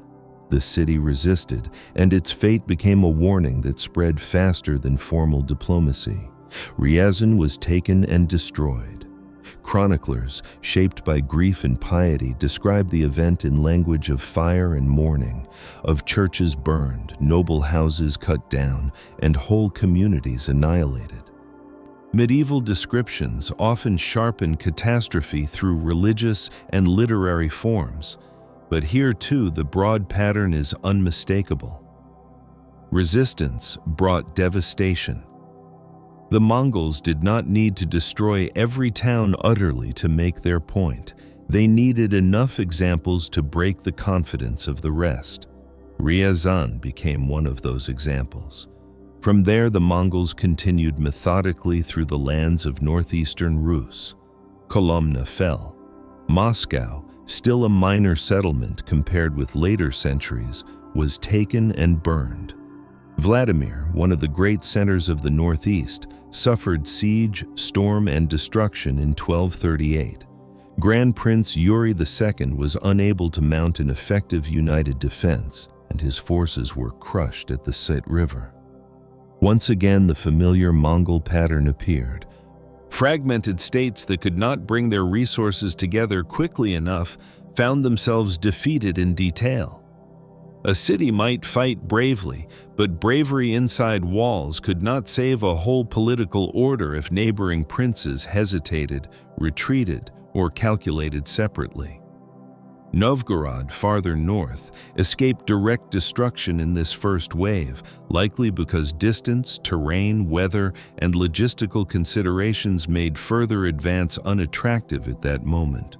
But escape was not victory. The message had already been delivered across Rus. No principality could rely on old assumptions of security. The southern lands would suffer too. In 1240, Kiev fell. Once one of the greatest cities of Eastern Europe and the spiritual heart of Rus Christianity, Kiev had already declined from its earlier political height, but its symbolic importance remained immense. Its fall therefore resonated far beyond immediate military consequences. The Mongols besieged it, battered it with engines, and took it by force. The city was devastated. Churches and homes were ruined, populations killed or enslaved, and the prestige of Kievan Rus as a civilizational center was irreparably wounded. Later memory in the East Slavic world would carry the Mongol destruction of Kiev as one of the great dividing lines in its history, the moment when an older order was shattered and a long period of subordination began. Yet even as Rus burned, the Mongols were already preparing to go farther. Subutai and Batu did not intend merely to punish the borderlands. They intended to break any larger coalition before it could form. That meant moving into Central Europe with simultaneous or near-simultaneous pressure against multiple kingdoms. Poland and Hungary became the next great targets, not necessarily because they were the final destinations of the empire, but because they lay in the path of strategic necessity. Refugees, especially Cumans fleeing Mongol pressure, had entered Hungary. The Hungarian kingdom under Bela IV was attempting reform and consolidation, but like so many states facing the Mongols, it was politically strained. Nobles distrusted the Cumans, the king distrusted some nobles, and the kingdom's military structure was not ideal for confronting highly mobile mounted warfare combined with siege capability. Poland, meanwhile, was regionally divided among pious dukes, making unified resistance difficult. The Mongols saw exactly what they often sought: neighboring powers capable of helping one another in theory, but vulnerable to being struck apart before theory became action. In 1241, the invasion of Central Europe unfolded with terrifying coordination. One Mongol force moved into Poland, defeating local armies and advancing through Silesia. Another, larger force drove into Hungary. The European response was brave but fragmented. Dukes, bishops, knights, and local levies assembled, but they did so under time pressure and imperfect information. The Mongols exploited this with almost surgical efficiency. In Poland, the crucial encounter came at Legnica, also known as Liegnitz, on April 9, 1241. The Christian force included Polish troops and some military orders, and it was led by Duke Henry II, the Pious of Silesia. The Mongol army facing them was not even the main striking force of the invasion, but it was more than capable. The battle ended in a decisive Mongol victory. Henry was killed. European chroniclers describe confusion, smoke, mobility, and the inability of heavy cavalry charges to secure lasting advantage against an enemy that withdrew, enveloped, and counterattacked with disciplined archery and timing. Just 2 days later, On April 11, 1241, the main catastrophe unfolded in Hungary at the Battle of Mohi near the Sajo River. If Legnica was shocking, Mohi was shattering. King Bela IV had assembled a large army, and the Hungarians might have hoped that with sufficient force they could stop the invaders. But Subutai and Batu outmaneuvered them. The Mongols crossed the river by multiple means, including a bridge attack and additional crossings, turning what the Hungarians thought was a defensible position into a trap. Once the Mongols surrounded and pressed the camp, chaos took over. The enclosed Hungarian position, rather than serving as protection, became a killing ground. Missile fire, coordinated assaults, and tactical flexibility destroyed the army. The king escaped, but the kingdom lay open. Mohi was one of the clearest examples of how Mongol strategic planning and battlefield execution could dismantle a major European army in a single day. The aftermath was horrifying. Hungary was ravaged through 1241 and into 1242. Towns and monasteries were sacked, populations slaughtered or enslaved, and the countryside stripped. Not every place suffered equally. Stone fortresses sometimes held, marshes and difficult terrain sometimes slowed the invaders, and pockets of resistance remained. But overall, the kingdom experienced a disaster so severe that it permanently altered Hungarian policy.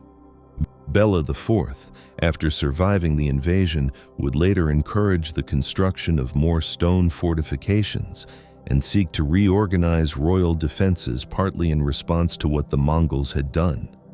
In this sense, as elsewhere, Mongol invasion acted not only as destruction but as teacher, forcing states to understand that the old balance of military assumptions had failed. Why did Europe not fall completely then and there? This question has fascinated later generations, often inviting dramatic answers. Some have imagined that all of Western Christendom was only one step away from total conquest. Others have insisted the Mongols had already reached the edge of practical possibility. The truth lies somewhere between simple inevitabilities. The Mongols were unquestionably capable of going farther than they did, and their victories in 1241 revealed grave European vulnerabilities. Yet conquest is not just a matter of winning battles. It requires priorities, logistics, political will, pasture, communication, succession stability, and a judgment about what is worth holding. In 1241, Ogedei Khan died in Mongolia. News of his death eventually reached the Western armies, and the politics of succession mattered. Major princes of the imperial line had reason to return eastward for the Kuriltai that would determine leadership. Batu himself had political tensions with other branches of the family. Europe, from the Mongol point of view, was not the center of empire. It was one theater among several. Thus, in 1242, the Mongols withdrew from much of Central Europe. They did not do so because European resistance had decisively broken them. They withdrew because imperial priorities shifted, and because the campaign, however successful militarily, had to be weighed against wider strategic and dynastic realities.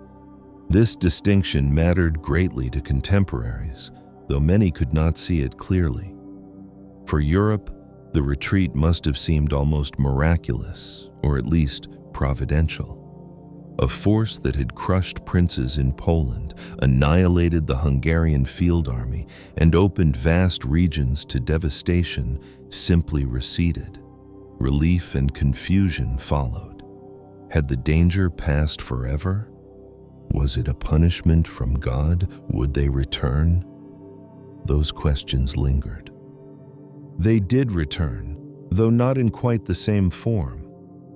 The western steppe and the Rus lands became part of what would later be known as the Golden Horde, the Mongol polity established under Batu and his successors.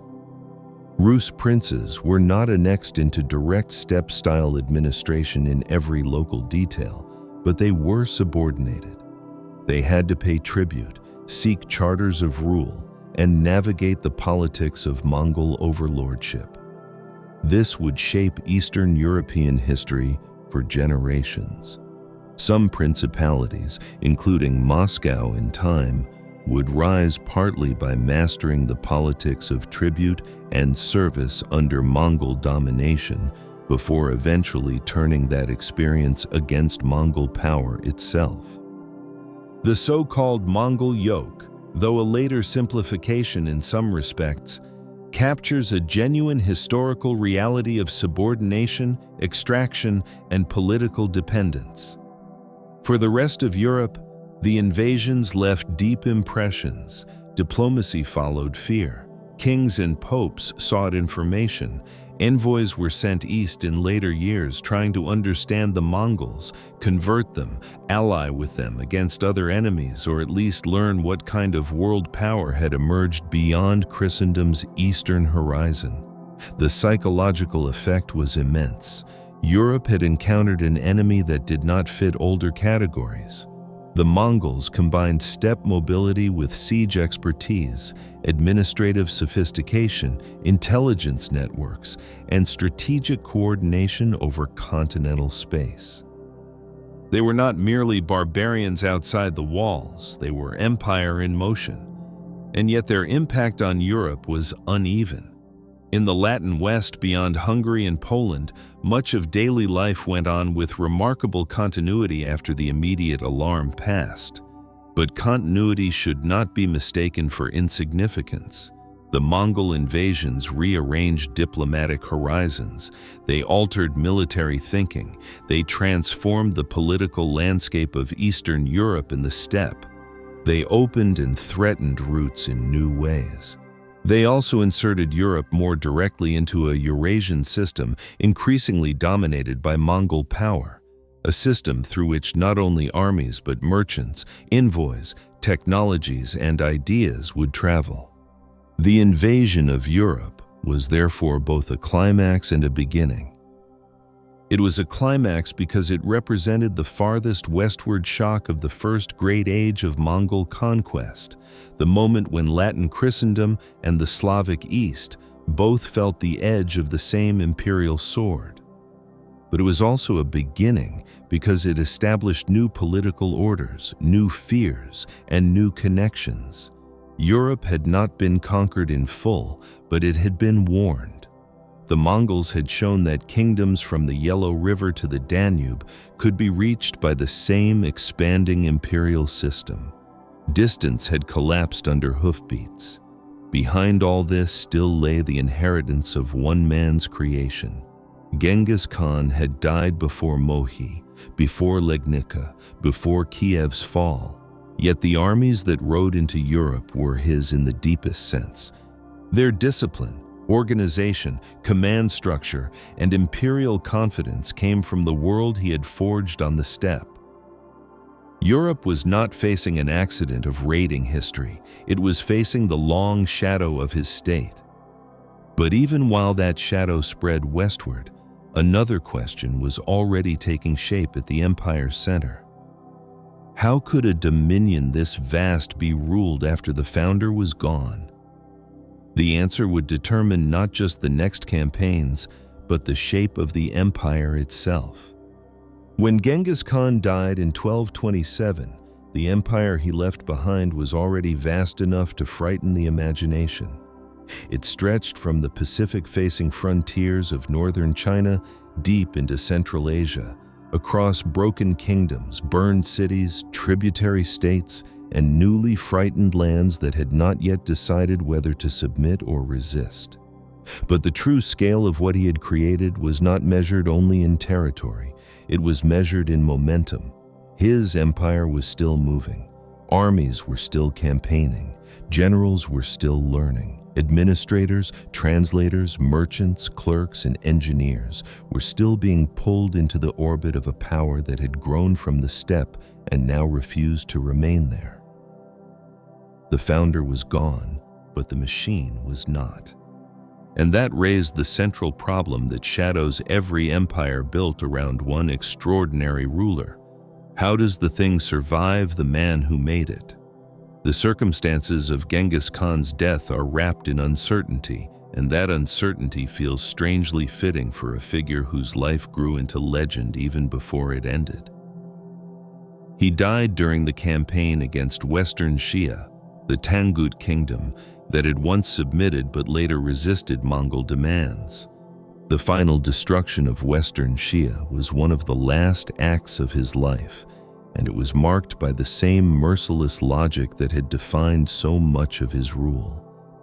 The Tangut kingdom, having failed to remain loyal when called upon, would be made an example.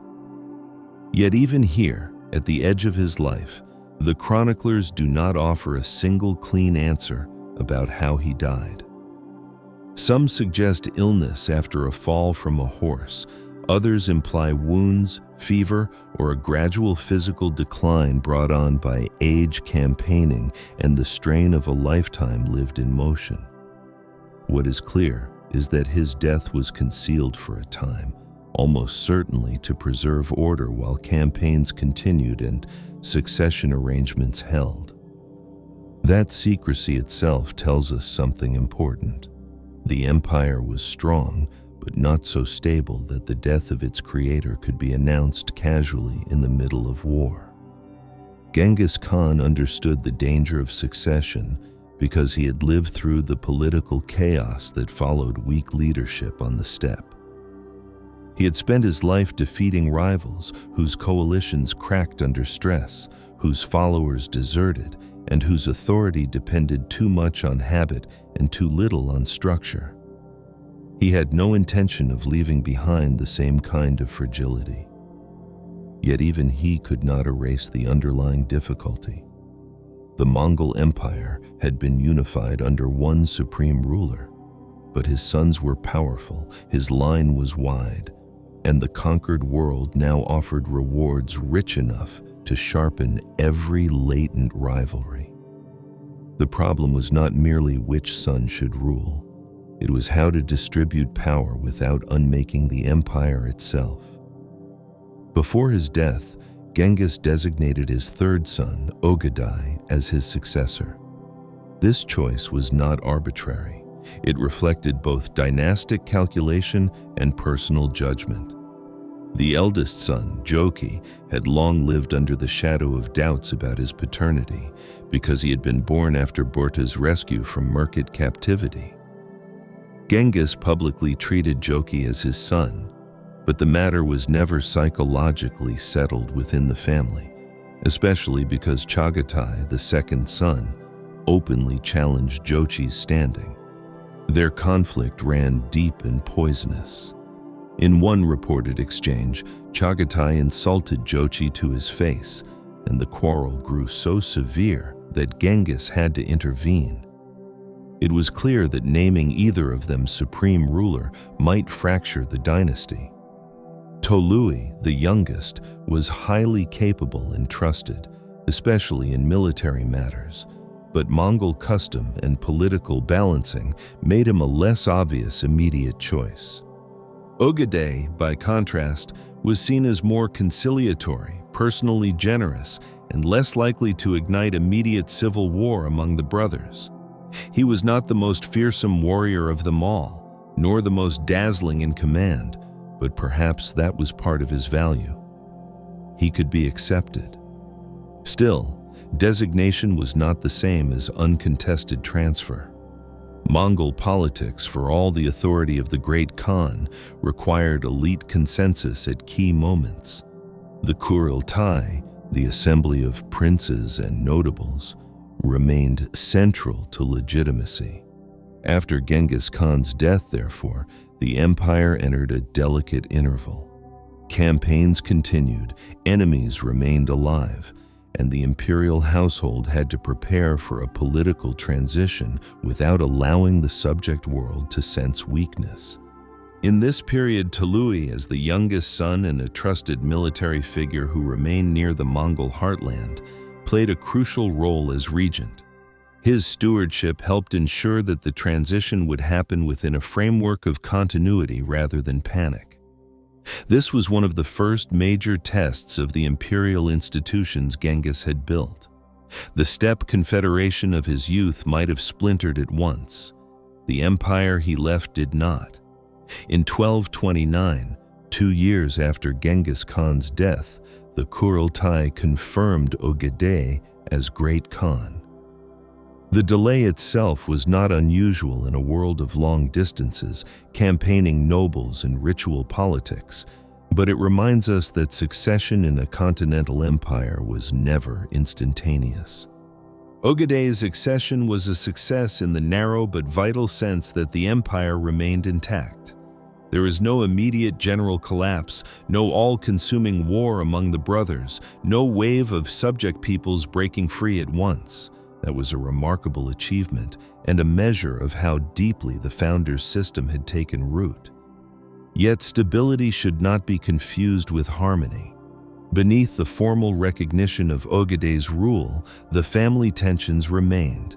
Jochi, in fact, had died before Genghis himself, leaving his branch represented by sons such as Batu and Orda.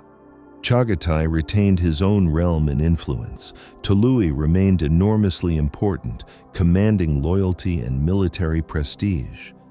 The empire had a great Khan, but it also had multiple centers of princely power, each with armies, territories, ambitions, and followers.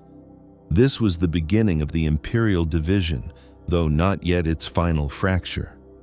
Genghis Khan had apportioned conquered territories and spheres of influence among his sons as appanages, but under the overall supremacy of the Great Khan. In theory, this arrangement preserved unity while rewarding the dynasty. In practice, it ensured that regional power bases would grow over time. Jochi's descendants would dominate the western steppe and the lands of Rus, forming what would later be known as the Golden Horde. Chagatai's line would hold much of Central Asia. Ogedei's descendants would control areas tied to the central imperial authority in parts of the east. Tolui's branch, at first not receiving the most expansive western territories, would nevertheless become politically decisive because of its closeness to the imperial center, and because Tolui's sons, Monka, Kublai, Hulegu, and Arikboke, would one day reshape the entire empire. For the moment, however, these lines coexisted under Ogedei, and the empire continued its breathtaking expansion. Ogedei has sometimes been overshadowed in popular memory by his father and by later figures such as Kublai Khan, but that is unfair if it suggests he was merely a placeholder. Under Ogedei, the Mongol Empire reached a new level of institutional maturity. He continued the great conquests, certainly, but he also developed the administrative structures needed to manage an empire no longer confined to mobile armies and tribute extraction. He established and expanded a network of relay stations, the Yam, which allowed messages, officials, and envoys to move rapidly across huge distances. This communication system became one of the great arteries of Mongol rule, linking court to frontier and making imperial command far more responsive than many pre-modern states could manage. Ogedei also oversaw the building of Karakorum as a more defined imperial capital in Mongolia, a city that symbolized something extraordinary, a world empire whose center still lay on the steppe, yet which now drew artisans and materials from across Eurasia. Karakorum was not a capital like Chang'an or Baghdad in scale or urban refinement, but its importance was immense. It represented the attempt to create a fixed political center for a mobile imperial elite. Foreign visitors later described its diversity, its craftsmen from many lands, its workshops, and its religious pluralism. That pluralism was itself characteristic of Mongol rule. The empire was not tolerant in the modern moral sense, but it was remarkably pragmatic about religion. Buddhists, Muslims, Christians, and others All found room at court so long as they did not threaten political loyalty. This flexibility made governance easier across diverse populations, and it also reflected the Mongol understanding that heaven had granted them rule over many peoples, not one doctrine. Ogedei's reign saw renewed and intensified campaigns on multiple fronts. In China, the pressure on the Jin dynasty continued until its final destruction in 1234, achieved through coordinated efforts involving Mongol commanders, and ironically, an alliance with the southern Song, which hoped to remove the Jin without fully appreciating that it was helping a greater predator eliminate a rival. The fall of the Jin was a major milestone. It completed the subjugation of northern China and gave the Mongols deeper access to resources, agricultural wealth, and administrative expertise. But it also brought them more fully into the political gravity of China, a development that would have enormous long-term consequences for the empire's character and for the ambitions of Tolui's son Kublai. To the west, as we have seen, the invasion of Rus and Europe unfolded under Ogedei's authority. Batu and Subutai carried the empire's power across the Volga, into the forests and cities of Rus, and onward into Hungary and Poland. These were not rogue adventures by distant princes. They were expressions of an imperial system still capable of coordinated expansion on a continental scale. The same empire that was finishing the Jin in the east was terrifying Christendom in the west. Few states in history have projected power across such breadth in the span of a single reign. Yet expansion brought new pressures. The farther the empire spread, the more its unity depended on cooperation among family branches that increasingly had different regional priorities. Batu in the west, Chaghatay's heirs in Central Asia, the central court in Mongolia, and the Toluid princes in the east all had reasons to value the empire's success, but not always in the same way. Campaign glory, tribute flows, prestige, succession claims, and personal resentments intertwined. One especially important tension emerged between Batu and Guyuk, Ogedei's son. Their relationship was poisoned during the Western campaign, where disputes over precedence in conduct exposed deeper antagonisms between the Jokid and Ogedei branches. These were not trivial family arguments. In a dynastic empire, personal hostility among princes could become structural fault lines. The regency after Ogedei's death would make those fault lines far more visible.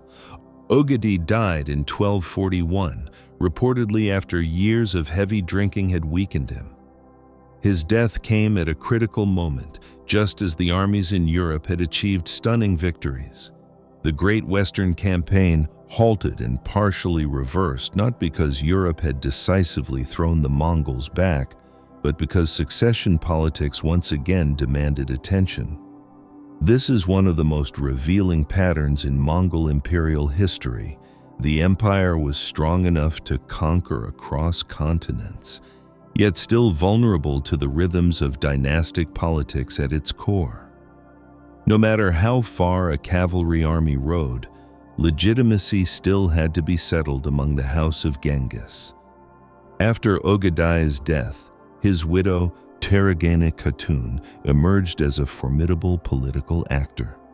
Here again, the Mongol Empire reveals dimensions often flattened in simple conquest narratives. Women of the imperial family could wield immense power, especially during interregna and regencies. Teragene was not a passive caretaker. She acted decisively to secure the future of her own line, maneuvering to place her son Guyuk on the throne. For years, she effectively ruled the empire as regent, replacing officials, building alliances, and weakening rivals. Her authority demonstrates how Mongol politics, though patriarchal in broad structure, allowed elite women significant space in governance, especially when they controlled access, patronage, and succession influence within the ruling family. Guyuk was finally elected Great Khan in 1246. By then, however, the empire was already less unified in spirit than it had been under Genghis or even Ogedei. Batu, offended and wary, did not attend the Kurultai in person. Tensions between the western and central branches deepened.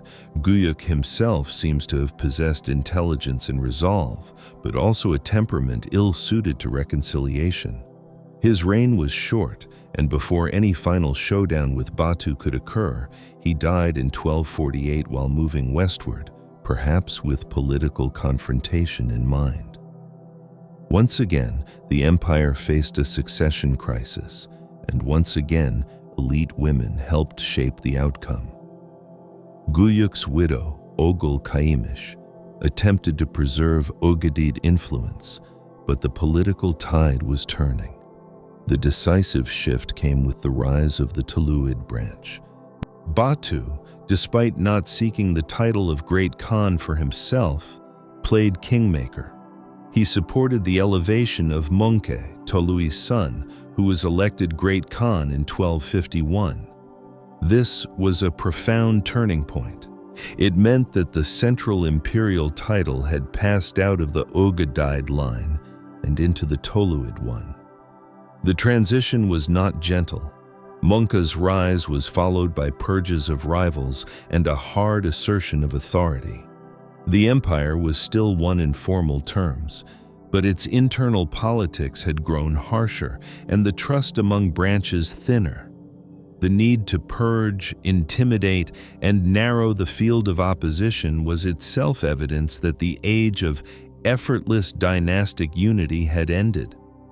Under Mongke, the empire would expand yet further, especially through the campaigns of his brothers Kublai in China and Hulegu in the Islamic world. But even these triumphs contained the seeds of disunion. The more powerful the regional princes became, the less any one center could command unquestioned obedience forever. Kublai would become deeply invested in Chinese kingship. Hulegu would establish what became the Ilkhanate in Persia. Batu's successors in the west would rule the Golden Horde with growing autonomy.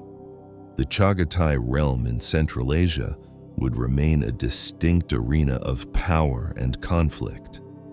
The empire was still connected by shared ancestry, diplomatic exchange, and mutual recognition of Genghisid legitimacy.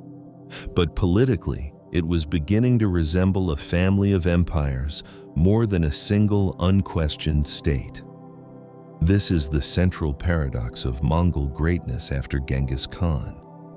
His system was strong enough to survive him and continue conquering on a staggering scale. But the very success of that system created multiple imperial centers, each enriched by conquest, each able to sustain its own court, army, and regional logic. Total unity had been possible under a founder whose authority came from personal creation, military unmatched prestige, and the still-living memory of fragmentation overcome. It was harder under descendants, however capable, who inherited not just an empire, but also competing claims to it. For the peoples under Mongol rule, these dynastic developments were not abstract family politics. They shaped taxation, military campaigns, religious patronage, trade policy, and local security. A merchant crossing Eurasia might benefit from the empire's relay stations and relative protection under Mongol authority, yet his fortunes could depend on which branch governed the land he entered. A prince in Rus might owe tribute to the Western Khans while hearing of struggles in Karakoram that affected the legitimacy of those demands. A city in Persia might experience one style of Mongol rule under a local governor, and another after a succession crisis shifted priorities. The empire's division was not just a matter of maps, it was a change in how power was felt across everyday life. Still, in the years immediately after Genghis Khan's death, none of this was yet final. The empire had not shattered overnight. It had, in a sense, passed its first great test. It outlived its founder. It finished old wars and opened new ones. It crowned successors. It built institutions. It kept the world in fear. That alone was extraordinary. Most conquerors leave realms that shrink the moment their breath leaves them. Genghis Khan left one that kept growing.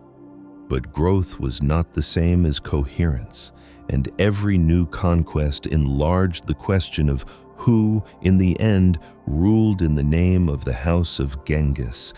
By the middle of the 13th century, that question would begin to pull the empire in different directions at once. One branch looked increasingly toward China, where conquest was turning into kingship. Another toward Persia and the Islamic world, where new courts and regional ambitions were rising from the ruins of old ones. Another over the western steppe and Rus, where tribute, mobility, and frontier politics created a different kind of Mongol dominion. The empire still called itself one. It still inherited the founder's name. It still terrified the world with linked campaigns and shared prestige. But beneath the surface, the Great Division had begun. And from that division would emerge one of the most famous rulers in Mongol history, a man who would not be content merely to command the steppe from afar, but would try to become emperor of China itself. In him, the empire's adaptability, ambition, and internal transformation would reach a new and remarkable stage. By the time Kublai Khan emerged as the most famous ruler of the Mongol world after Genghis himself, the empire had already changed so much that the title Great Khan no longer meant what it once had. Under Genghis Khan, supreme rule had risen out of the steppe and looked outward toward the world as a field to be conquered. Under Kublai, supreme rule would increasingly look inward toward government, ceremony, taxation, capital cities, court ritual, grain supply, and the old Chinese idea that the ruler of China was not merely a conqueror, but the son of heaven. This did not mean that Kublai ceased to be a Mongol. He remained a grandson of Genghis Khan, formed by imperial ambition, dynastic struggle, and military power. But he became something new and more complicated, a Mongol ruler who understood that to hold China, one could not govern it as if it were only an enormous pasture land of tribute and fear. One had to become, at least in part, what China expected an emperor to be. In that transformation lay both his greatness and the beginning of a deeper separation within the Mongol world. Kublai was born in 1215, in the same year that the Mongols captured Zhongdu, the Jin capital in northern China. It is a striking coincidence because his life would be tied more intimately to China than that of any earlier Mongol ruler.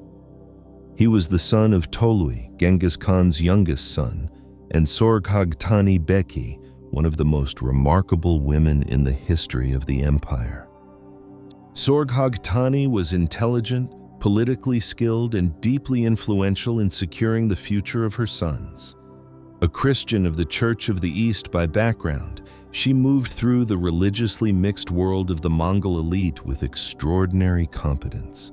In an empire where dynastic survival depended on more than battlefield bravery, she provided political vision, patronage, and discipline. Her sons included Munka, Kublai, Hulegu, and Arik Boka, an astonishing cluster of figures who would shape the future of Eurasia.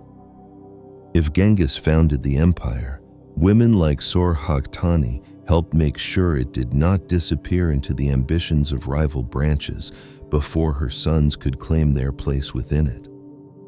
Kublai came of age in a world where conquest was normal and scale itself had become almost difficult to comprehend. The family into which he was born did not think in the terms of a regional kingship.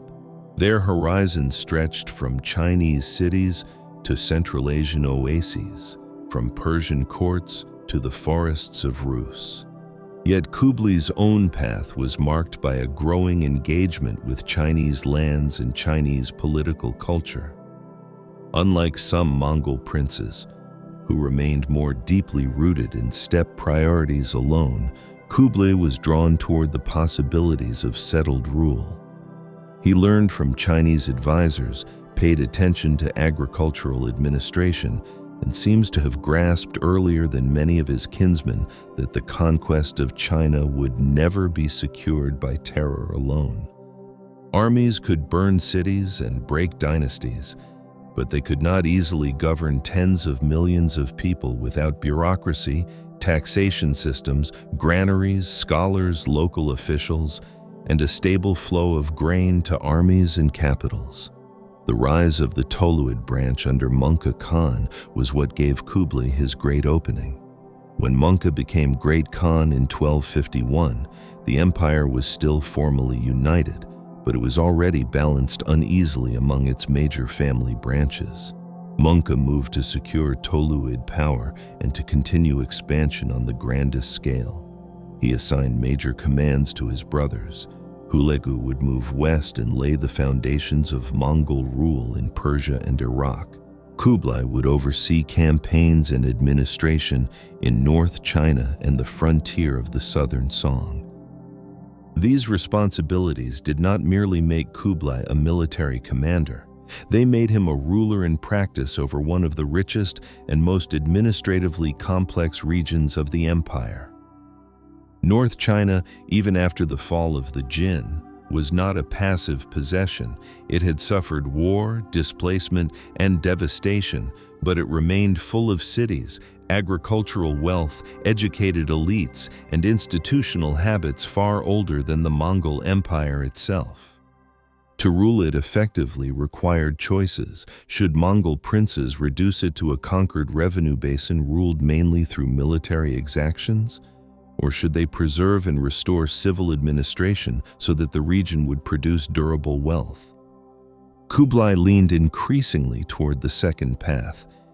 He took advice from Chinese and Khitan officials, patronized scholars, and showed interest in rebuilding and governing rather than merely extracting. Some Mongol nobles were suspicious of this tendency. To them, too much closeness to Chinese ways risked softness, dilution, or even betrayal of steppe identity. But Kublai understood something essential. China was too large, too settled, and too sophisticated to be held by a conqueror who refused to learn from it. His developing court reflected this hybrid world. Kublai did not abandon Mongol traditions, but he surrounded himself with men who knew Chinese administration, finance, and ritual. He supported Buddhism, especially Tibetan Buddhism, while also employing Confucian-trained officials and maintaining the broader Mongol pattern of pragmatic religious patronage. This flexibility was characteristic of Mongol power at its best. The empire could destroy old elites, but it was also capable of recruiting from them. It could stand outside traditional civilizations and then selectively absorb what was useful from each one. In Kublai's hands, this process became deeper and more sustained than ever before. The conquest of the southern Song remained the great unfinished prize. The Song dynasty had survived while the Jin fell, and it remained one of the wealthiest, most urbanized, and technologically sophisticated states in the world. Its economic vitality, maritime commerce, and cultural brilliance made it unlike any enemy the Mongols had yet fully conquered. The Song state was militarily less formidable in cavalry warfare than the northern frontier regimes, but it had major advantages of terrain, river systems, fortified cities, naval capacity, and economic resilience. The south was not open steppe. It was a world of wet rice agriculture, dense population, canals, and strongholds connected by water. Mongol methods would have to adapt once again. Before Kublai could finish the conquest of the Song, however, the empire itself convulsed. In 1259, Mongol Khan died during the campaign against the Song, probably in Sichuan, though the exact cause remains debated. His death reopened the succession crisis at the heart of the empire, and this time the consequences were even more profound than before. Two brothers, Kublai and Arik Boka, moved toward open contest for supreme authority. Arik Boka, based in the Mongol heartland, represented a more traditional steppe-centered claim. Kublai, operating from North China with access to greater agricultural and financial resources, represented a different future for the empire. Their struggle was not merely one more dynastic quarrel. It was a conflict over where the center of Mongol power would truly lie. Kublai moved first and had himself proclaimed Great Khan in 1260. Arik Boka did the same in the Mongolian homeland. Civil war followed. This was a tragic development from the perspective of imperial unity, but perhaps inevitable. The empire had become too vast, too regionally differentiated, and too dynastically entangled to accept a simple, uncontested succession forever. Kublai had immense advantages in wealth and administrative support, particularly from Chinese territories. Arik Boka had the symbolic strength of the steppe center and support from those who feared Kublai's Sinicizing tendencies. The war between them was fought not just with armies, but with supply systems. Grain, taxation, and the ability to sustain followers mattered as much as the legitimacy of lineage. In this sense, the conflict itself proved Kublai's point. The future of imperial power could no longer depend on steppe prestige alone. It depended on governing settled wealth. Kublai prevailed by 1264, and Arik Boka submitted. But the victory came at a cost. The wider Mongol world did not simply fall into line under Kublai as it had under earlier great Khans. In the west, the Golden Horde under Berke and the Ilkhanate under Hulegu were already pursuing their own interests and even fighting one another. The Chagatai realm in Central Asia followed its own unstable course. Kublai could claim universal Genghisid supremacy in theory, and many still recognized the symbolic importance of the Great Khan.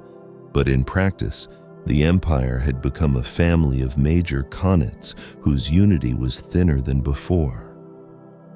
Kublai won the succession struggle, yet the prize he received was no longer quite the same empire Genghis or Ogedei had ruled.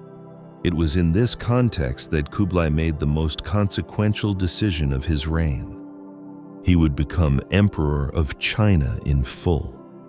In 1271, he proclaimed the Yuan Dynasty, adopting a dynastic name in the Chinese imperial style. This was far more than a cosmetic gesture. By naming a Chinese dynasty, Kublai was announcing that Mongol rule in China was not a temporary occupation or a frontier military regime. It was a legitimate imperial order claiming the mandate of heaven. For Chinese political culture, dynastic legitimacy mattered deeply. A conqueror who merely looted was one thing. A conqueror who founded a dynasty entered the moral and historical framework of China itself. Kublai was not surrendering Mongol identity. He was resituating it within a Chinese imperial structure. He also established a new capital at Dadu near present-day Beijing, while maintaining Chengdu, known in later European memory as Xanadu, as a summer capital. Dadu became the grand center of Yuan power, laid out with imperial ambition and supplied through carefully managed networks linking the north to the grain wealth of the south. Capital building under Kublai expressed the new shape of the regime. This was no longer an empire whose center could remain fully nomadic in practice, even if steppe traditions still mattered. It required offices, ministries, tax bureaus, storage systems, road management, and ritual spaces appropriate to an emperor ruling China. Yet Kublai's China was not simply a continuation of earlier Chinese dynasties under a new family name. It remained visibly Mongol in important ways. The ruling elite preserved distinctions between Mongols and their subjects. The Yuan social order often ranked populations into categories, with Mongols at the top, then various non-Han groups favored by the regime, then Northern Chinese and Southern Chinese, lower still in some administrative hierarchies. These divisions reflected both conquest politics and distrust. Kublai wanted to govern China, but not to dissolve the Mongol elite into it. Therein lay one of the tensions of his reign. He needed Chinese institutions, Chinese labor, Chinese tax revenue, and Chinese legitimacy. Yet he also needed to preserve Mongol military dominance and aristocratic identity. The final conquest of the Southern Song was one of the greatest military achievements of Kublai's reign, and one of the most difficult. The Song were not easily crushed. Their river defenses, strong cities, and naval forces complicated Mongol warfare. But the Mongols adapted again, as they had adapted in North China and Central Asia. They increasingly used Chinese, Jurchen, and Muslim engineers. They built siege technology of extraordinary power, including counterweight trebuchets learned through Islamic and Central Asian intermediaries, which proved decisive in some of the great sieges. The long struggle wore down Song resistance. One of the key moments was the fall of Xiangyang and Fancheng in 1273, twin fortress cities whose loss opened the route deeper into the Yangtze Basin. Once those defenses collapsed, the strategic situation of the Song worsened dramatically. The final years of the Song were marked by retreat, court flight, loyalist struggle, and the increasingly desperate effort to preserve a dynasty on the move. Kublai's armies pressed forward. In 1276, the Song capital of Linan, present-day Hangzhou, surrendered. Yet loyalist resistance continued in the far south around the remaining imperial heirs. Only in 1279, at the Battle of Yamen, did the Song cause finally collapse. That battle, fought on the water, ended with the death of the last Song child emperor when a loyal official, refusing surrender, carried him into the sea. The image is one of the most haunting in Chinese dynastic history. A child emperor disappearing into the waves as the last defense of a centuries-old dynasty failed. With that, for the first time, all of China was ruled by a non-Han dynasty established by conquerors from the steppe. Kublai had achieved what generations of nomadic rulers had not. He had not merely raided China or conquered the north. He had taken the whole of it and proclaimed himself its emperor.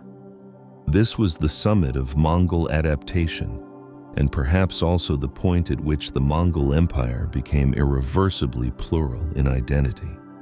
In China, Kublai was now the Yuan Emperor. In theory, he was still Great Khan of all Mongols, but in practice, his reign was increasingly rooted in Chinese concerns: taxation, granary transport, flood control, bureaucratic appointments, court ritual, and regional unrest.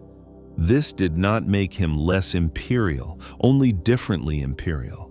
His court became one of the most cosmopolitan centers in the world. Men from across Eurasia served the Yuan state. Persians, Central Asians, Turks, Tibetans, Chinese, and Mongols all found place in its administration, military, and court culture. The famous Venetian traveler Marco Polo would later become attached in European imagination to Kublai's court, though the exact details of his service remain debated by historians. Still, the broader truth behind the legend is solid. Kublai's empire sat at the center of an extraordinary network of movement and exchange. Goods, envoys, ideas, techniques, and religions crossed the Mongol world with a speed and regularity that would have seemed astonishing in earlier centuries. And yet Kublai's reign was not only triumph. The same ambition that conquered China also pushed into costly overreach. He launched invasions of Japan in 1274 and 1281. Both failed. The reasons were complex: logistical difficulty, weather, fierce Japanese resistance, and the challenge of projecting amphibious conquest across the sea. In Japanese memory, the storms that helped wreck the invasion fleets became the famous kamikaze, the divine winds. For Kublai, they were bitter reminders that Mongol power, however vast on land, was not effortlessly transferable onto the ocean. His forces also campaigned in Southeast Asia against Dai Viet, Champa, and Burma, with mixed results. Some states submitted formally, others resisted successfully, and the tropical terrain, climate, and logistical burden made these campaigns far less rewarding than conquest in China or the steppe. The emperor, who had mastered adaptation, still found limits. Domestically, the Yuan Dynasty had strengths but also structural weaknesses. Kublai's government was capable, wealthy, and far-reaching, but expensive. The court was grand, the military commitments enormous, the capital demanding, and the attempts at further conquest draining. Managing the transport of grain from the south to the north was a constant necessity. Maintaining distinction between Mongol rulers and the larger Chinese population created tension. Confucian elites could serve the regime, but many remained ambivalent toward foreign conquerors whose social order did not fully restore their preferred ideals. Inflation and paper currency policy also created difficulties at times, especially as fiscal strain increased. There was a deeper personal dimension as well. Kublai aged not as a horseman forever in motion, but as an emperor burdened with grief, administration, and the immense weight of holding together a transformed realm. He suffered losses within his family, including the death of his chosen heir, Genghis, which deeply affected him. Later in life, he grew heavier, more sedentary, and perhaps more melancholy, a ruler less like the lean conquerors of the first generation and more like the emperors of old settled dynasties, surrounded by immense power, yet increasingly vulnerable to court tensions, succession worries, and the physical cost of rule. There is something almost symbolic in that transformation. The Mongol Empire had entered China and changed it, but China had also changed the Mongol ruler who sat upon its throne. When Kublai died in 1294, he left behind an achievement of staggering scale. He had completed the conquest of China, founded the Yuan Dynasty, and made the Mongol world's eastern center into one of the great imperial courts of history. But he also left a more divided imperial reality than the one he had inherited. His authority over the other khanates was more honorific than absolute. The Golden Horde, Ilkhanate, and Chagatai Khanate were increasingly distinct states with their own priorities. The dream of one universally directed Mongol Empire had not vanished entirely, but under Kublai, it had become ceremonial where it was once operational. Still, his reign marked one of the highest points of Mongol power. If Genghis Khan embodied conquest and creation, Kublai embodied transformation. He proved that Mongol rule could become more than mounted domination over conquered lands. It could become dynasty, capital, bureaucracy, and imperial civilization. Yet that success came with a price. The more thoroughly the Mongols ruled different worlds, the more those worlds pulled them apart. China demanded one kind of empire. The western steppe demanded another. Persia another still. Kublai could wear many crowns, but no one after him would bind all those realms together with equal force. And while rulers in China, Persia, Central Asia, and the Western steppe increasingly followed their own paths, something larger than dynastic politics was beginning to define the age. The routes opened by Mongol conquest were now carrying more than armies. They carried merchants, monks, diplomats, technologies, diseases, luxuries, and knowledge across a continent newly tied together by empire. For all the blood that had built it, the Mongol world was becoming a vast corridor of exchange. That strange peace, born from conquest and guarded by descendants who no longer ruled as one, would become one of the empire's most enduring legacies. There is a temptation, when telling the story of the Mongol Empire, to dwell only on fire. The charging cavalry, the cities put to the sword, the kings chased into exile, the towers of skulls remembered in Persian grief and Russian lament. That fire was real, and without it, the empire would never have been built. But conquest alone does not explain why the Mongol age mattered so profoundly. Empires that destroy and leave only ash often vanish into the ruins they create. The Mongols did something more unsettling and more consequential. After tearing apart much of Eurasia, they helped reconnect it. Roads made dangerous by political fragmentation became, in many regions, more passable under imperial supervision. Caravans moved with greater confidence. Diplomats traveled farther than their grandfathers could have imagined. Religious men crossed deserts and mountains under the protection of rulers who did not share their faith. Techniques, tastes, commodities, and knowledge passed between worlds that had once touched only irregularly. The same empire that brought terror also made possible one of the great periods of transcontinental exchange in pre-modern history. Later scholars would call this the Pax Mongolica, the Mongol peace. Though the phrase carries irony within it, there was peace, yes, but it had been purchased with slaughter, and it rested on the memory of what happened to those who resisted. By the later 13th century, the empire founded by Genghis Khan was no longer a single tightly commanded political body in practice.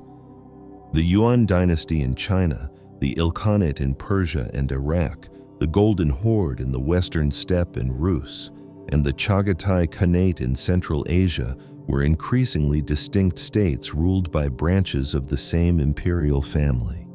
They argued, fought, negotiated, and pursued their own interests. Yet beneath and across these divisions there remained a wider Mongol world, a shared zone of dynastic legitimacy, diplomatic habit, commercial opportunity, and cultural transmission. This is the key to understanding the Pax Mongolica. It was not a perfect universal peace imposed from one throne. It was a broad Eurasian order shaped by related regimes whose common inheritance created unusually favorable conditions for movement across vast distances. One of the greatest instruments of this order was communication. The Mongols expanded and refined relay systems across their territories, especially the Yam, the network of post stations with fresh mounts, supplies, and official support.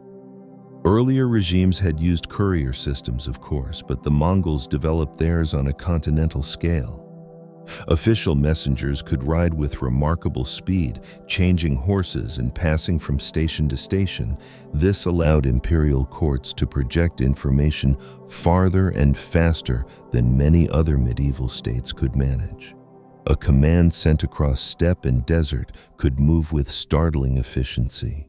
Diplomats could be escorted. Merchants traveling with proper authorization might benefit from access and protection. It was an administrative achievement born from nomadic mobility but transformed into an imperial infrastructure. In a world where time and distance usually fractured political control, the relay system compressed space. Commerce flourished under these conditions, though not evenly and not without danger. Trade across Eurasia had existed long before the Mongols. The Silk Roads were old long before Genghis Khan was born, but the Mongol age widened and intensified these connections by reducing some of the political barriers that had made long-distance trade more uncertain. A merchant could move, at least in theory, through lands ruled by related dynasties, rather than passing constantly between unrelated states with separate tolls, hostilities, and unstable frontier conditions. This did not eliminate risk. Bandits still existed, regional wars still interrupted routes, and official predation was never absent from pre-modern commerce. But overall, the Mongol order made movement easier and often safer than it had been across many prior fragmented zones. Luxury goods moved west and east through these channels in greater quantity and with greater predictability. Silk, porcelain, spices, precious stones, metalwork, horses, furs, textiles, glassware, dyes, and crafted objects circulated across astonishing distances. Yet the exchange was not only about luxury. The movement of everyday techniques mattered just as much in the long run. Methods of papermaking, printing, administration, medicine, astronomy, and warfare crossed boundaries through merchants, captive artisans, state transfers, and the patronage of curious rulers. Gunpowder technologies, which had developed in China, spread more widely westward through the wider Eurasian environment of the Mongol era, though the process was uneven and not reducible to a single moment. Knowledge of siegecraft certainly moved with great force. So did mathematical and astronomical traditions, especially through the interaction of Persian, Chinese, and Islamic scholars under Mongol courts. The Mongol rulers themselves often encouraged merchants because they understood the fiscal and political value of trade. They were conquerors, but they were also practical. Trade produced customs revenue, moved luxury goods that courts desired, and tied distant regions to imperial structures. Mongol elites sometimes entered into partnerships with merchant groups, extending protection and backing in return for profit and supply access. These arrangements could be burdensome and exploitative for local populations, but they also reveal how integrated commerce had become with imperial life. A Khan who wanted fine textiles, exotic goods, military materials, and prestige items needed trade to function. An empire that stretched from the Mediterranean approaches to the Pacific could profit enormously from being the bridge between worlds. The great cities of the Mongol age reflected this movement. Karakoram, though never the largest or richest city in the empire, became famous as a symbol of Mongol cosmopolitanism. Travelers described a city where craftsmen from many lands worked side by side, where religious buildings of different traditions stood in uneasy proximity, and where goods from across Eurasia could be found at the court of a ruler whose ancestors had once lived in felt tents on the steppe. In Yuan, China, Dadu became one of the great capitals of the world, supplied by grain from the south and connected to international flows of people and commodities. In the Ilkhanate, cities such as Tabriz rose in importance as centers of administration and trade linking the Middle East, Central Asia, and beyond. The Mongol world did not erase older urban networks, it rearranged and intensified them. Religion also moved through this imperial environment with unusual freedom. The Mongols were not missionaries for one faith. Their tolerance was strategic, political, and often personally eclectic. This made their courts places where Buddhists, Muslims, Christians, Taoists, and others could seek patronage, debate, maneuver, and translate texts. The result was not harmony in any sentimental sense. Religious communities still competed fiercely, but the imperial elite's willingness to use talent regardless of faith created conditions for contact that were rare in more doctrinally rigid states. In China, Kublai Khan famously favored Tibetan Buddhism, yet his regime continued to employ men from Muslim and Confucian backgrounds. In the Ilkhanate, early rulers were religiously flexible before later conversion to Islam reshaped the state's identity. The Golden Horde, too, would eventually become predominantly Islamic at the elite level. Across the empire, conversion flowed not from a single imposed creed, but from local conditions, political choices, and the interactions made possible by Mongol rule. This circulation of religious figures and ideas had lasting consequences. Missionaries of the Latin West traveled eastward in hopes of alliance, conversion, or intelligence. Franciscans such as John of Plano Carpini and William of Rubruck journeyed deep into Mongol territories and left accounts of immense value to historians. They described court ritual, diet, diplomacy, religious life, and the astonishing diversity of peoples under Mongol rule. Their writings were not neutral. They carried Christian assumptions, fears, and strategic hopes. But they are among the clearest windows Europe gained into Inner Asia and the wider Mongol world. At the same time, Muslim scholars and administrators moved within and between Khanates, carrying traditions of law, statecraft, and learning. Tibetan lamas gained influence at court. Chinese scholars adapted uneasily to foreign rulers while still shaping policy. The Mongol Age became a zone of translation, not always literal, but civilizational. No figure captures the European imagination of this interconnected world more than Marco Polo, though his fame has often obscured the broader reality that many people moved across Eurasia in this period. Whether every claim associated with his travels is accepted by every historian matters less than what his story represents. A Venetian linked in memory to the court of Kublai Khan would have been almost unimaginable in an earlier age. Yet under Mongol conditions, such journeys became conceivable. Merchants, envoys, artisans, captives, and adventurers traveled farther because the political map had changed. Europe, China, Persia, and Central Asia did not become one civilization, but they became more aware of one another through lived exchange, not only legend. The Ilkhanate in particular became an important zone of cultural synthesis, founded by Hulagu after the campaigns that destroyed the Abbasid Caliphate and reshaped the Middle East. It initially stood as a Mongol military state, ruling over overwhelmingly Muslim populations with a court marked by steppe traditions and broad religious experimentation. Over time, however, the Ilkhanate changed. Persian administrative practices remained indispensable. Local elites were incorporated. Art, manuscript production, architecture, and historiography flourished under patronage that blended Mongol and Persian elements.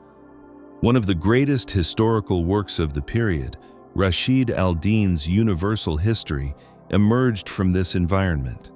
It is difficult to imagine such a project without the Mongol Empire's vast horizons. The very idea of writing a truly world-encompassing history became more plausible in a world where a single dynasty and its offshoots had ruled from East Asia to the Middle East. The Golden Horde created a different kind of connected world, rooted more strongly in steppe traditions and the politics of tribute over Rus. It nevertheless became a major actor in trade across the Black Sea, the Volga corridor, and the Eurasian grasslands. Italian merchant cities, especially Genoa and Venice, established important commercial links with Black Sea ports under the Horde's wider influence. Slaves, furs, grain, textiles, and luxury goods all moved through these networks. Rus principalities, though subordinated, were not cut off from the wider world. They were integrated into Mongol political and fiscal systems, and thereby indirectly tied into broader Eurasian currents. The Horde's eventual Islamization also linked it more fully to the Muslim commercial and cultural world stretching across Central Asia and the Middle East. Even warfare itself became a vehicle of connection. The Mongols relocated craftsmen, engineers, scribes, and specialists across great distances, often by force. A siege engineer captured in one region might later serve in another thousands of miles away. Skilled administrators from Persian or Chinese backgrounds could find themselves shaping policy in lands far from home. Such transfers were often brutal in origin, born from conquest and enslavement, but their historical consequences were real. Techniques moved because people moved, willingly or not. The empire was an engine of displacement, and displacement can be one of history's harshest engines of exchange. Yet the Pax Mongolica was never a simple golden age. It favored some groups more than others. Merchants with connections, official sanction, and access to court patronage could prosper enormously. Urban elites who adapted to Mongol rule might survive or even thrive. But peasants bearing tax burdens, communities devastated by earlier wars, and populations trapped under extraction could experience imperial peace as little more than the absence of open slaughter. The empire's roads were safer, perhaps, but they were safe because power was feared. Tribute still had to be collected, armies still moved, local rebellions could still be crushed with ferocity. The phrase Mongol peace therefore contains a contradiction. Peace existed because conquest had reached a point of saturation, and because enough terror remained in memory to discourage resistance. There was another, darker form of connection too. The same roots that carried silken scholars also carried disease. The Mongol age did not create plague, but the intensified movement across Eurasia helped pathogens travel with catastrophic effect. By the mid-14th century, the Black Death would devastate populations from China to the Mediterranean, though historians continue to debate exact origins, transmission pathways, and the role of Mongol networks in specific stages of spread. What is beyond doubt is that a more interconnected Eurasia was more biologically vulnerable as well as more commercially dynamic. The empire that reduced political distance also reduced epidemiological distance. Caravans and armies do not choose what travels with them. The Great Plague pandemic of the 14th century exposed the fragility within the Mongol order. Trade routes could carry wealth one decade and mass death the next. States already strained by succession disputes, environmental pressures, and regional conflict found themselves weakened further by demographic collapse. In this sense, the same interconnection that made the Mongol world remarkable also made it precarious. An empire of movement lives by circulation and can be undone by what circulation brings. Still, it would be wrong to let the later catastrophe erase what the Mongol century achieved in terms of Eurasian awareness. Before the Mongols, there had been long-distance contacts, but they were more fragmented and often less systematic. After and during the Mongols, rulers in Europe had more concrete knowledge of East Asia. Chinese courts had greater experience with Western merchants and administrators. Persian historians wrote about China with seriousness rather than fantasy. Artistic motifs crossed from one end of the continent to the other. Ceramics, textiles, metalwork, and manuscript illustration all revealed traces of shared visual influence. The world did not become modern, but it became more tightly stitched. The Mongols themselves sometimes seemed aware of the uniqueness of what they governed, even if they would not have described it in scholarly terms. Their imperial ideology was universal in a way many other medieval states' ideologies were not. They believed heaven had granted them authority over all peoples. Submission was not simply an option for neighboring rulers. It was, in Mongol political thought, the proper recognition of reality. This universalism could justify endless conquest, but it also encouraged the idea that a ruler should know, tax, communicate across, and profit from a world larger than any one civilization. That instinct helped produce the conditions under which a Persian statesman could commission a universal history. A Venetian could imagine the court of a Mongol emperor, and embassies could travel from the papacy to Inner Asia. The Pax Mongolica was therefore not peace as rest, it was peace as controlled motion. Caravans crossed deserts under official papers. Envoys carried letters between courts separated by thousands of miles. Religious men argued theology in palaces built by conquerors. Tax records and horse relays linked cities and steppes. Markets adjusted to patterns shaped by rulers whose grandfathers had once counted wealth in herds. It was one of history's strangest settlements, an order born from extreme violence that then made extraordinary exchange possible. And yet, by the time this order reached its height, the weaknesses beneath it were already becoming harder to ignore. The Khanates were growing more distinct from one another. Some had converted to Islam, others rooted themselves in Chinese imperial practice, others remained more steppe-centered. Trade still flowed, but political unity had thinned. Dynastic succession remained unstable. Local elites adapted, but regional identities strengthened. Economic strain, plague, and military fragmentation would all test the inheritance of Genghis Khan's world. The roads remained open, but the hands guarding them were no longer entirely coordinated. That is why the Pax Mongolica, for all its brilliance, was also a middle act. It was not the end of the story, but the strange calm after the first age of conquest and before the final age of fracture. The empire had connected the world more tightly than before, and in doing so, it transformed history far beyond the lifespan of any one Khan. But the same breadth that made those connections possible also made lasting unity harder with every generation. The descendants of Genghis had built a continent-spanning order. They would not keep it whole. Empires rarely fall in a single sound. They do not usually vanish at the moment people living inside them begin to feel their weakness. More often, they continue in ceremony after they have lost coherence, continue in memory after they have lost command, continue in prestige after they have lost the ability to make distant provinces obey. The Mongol Empire, so explosive in its rise, did not collapse in one dramatic night. It loosened. It separated along the lines conquest itself had created. It survived in fragments long after its universal claim became impossible to sustain.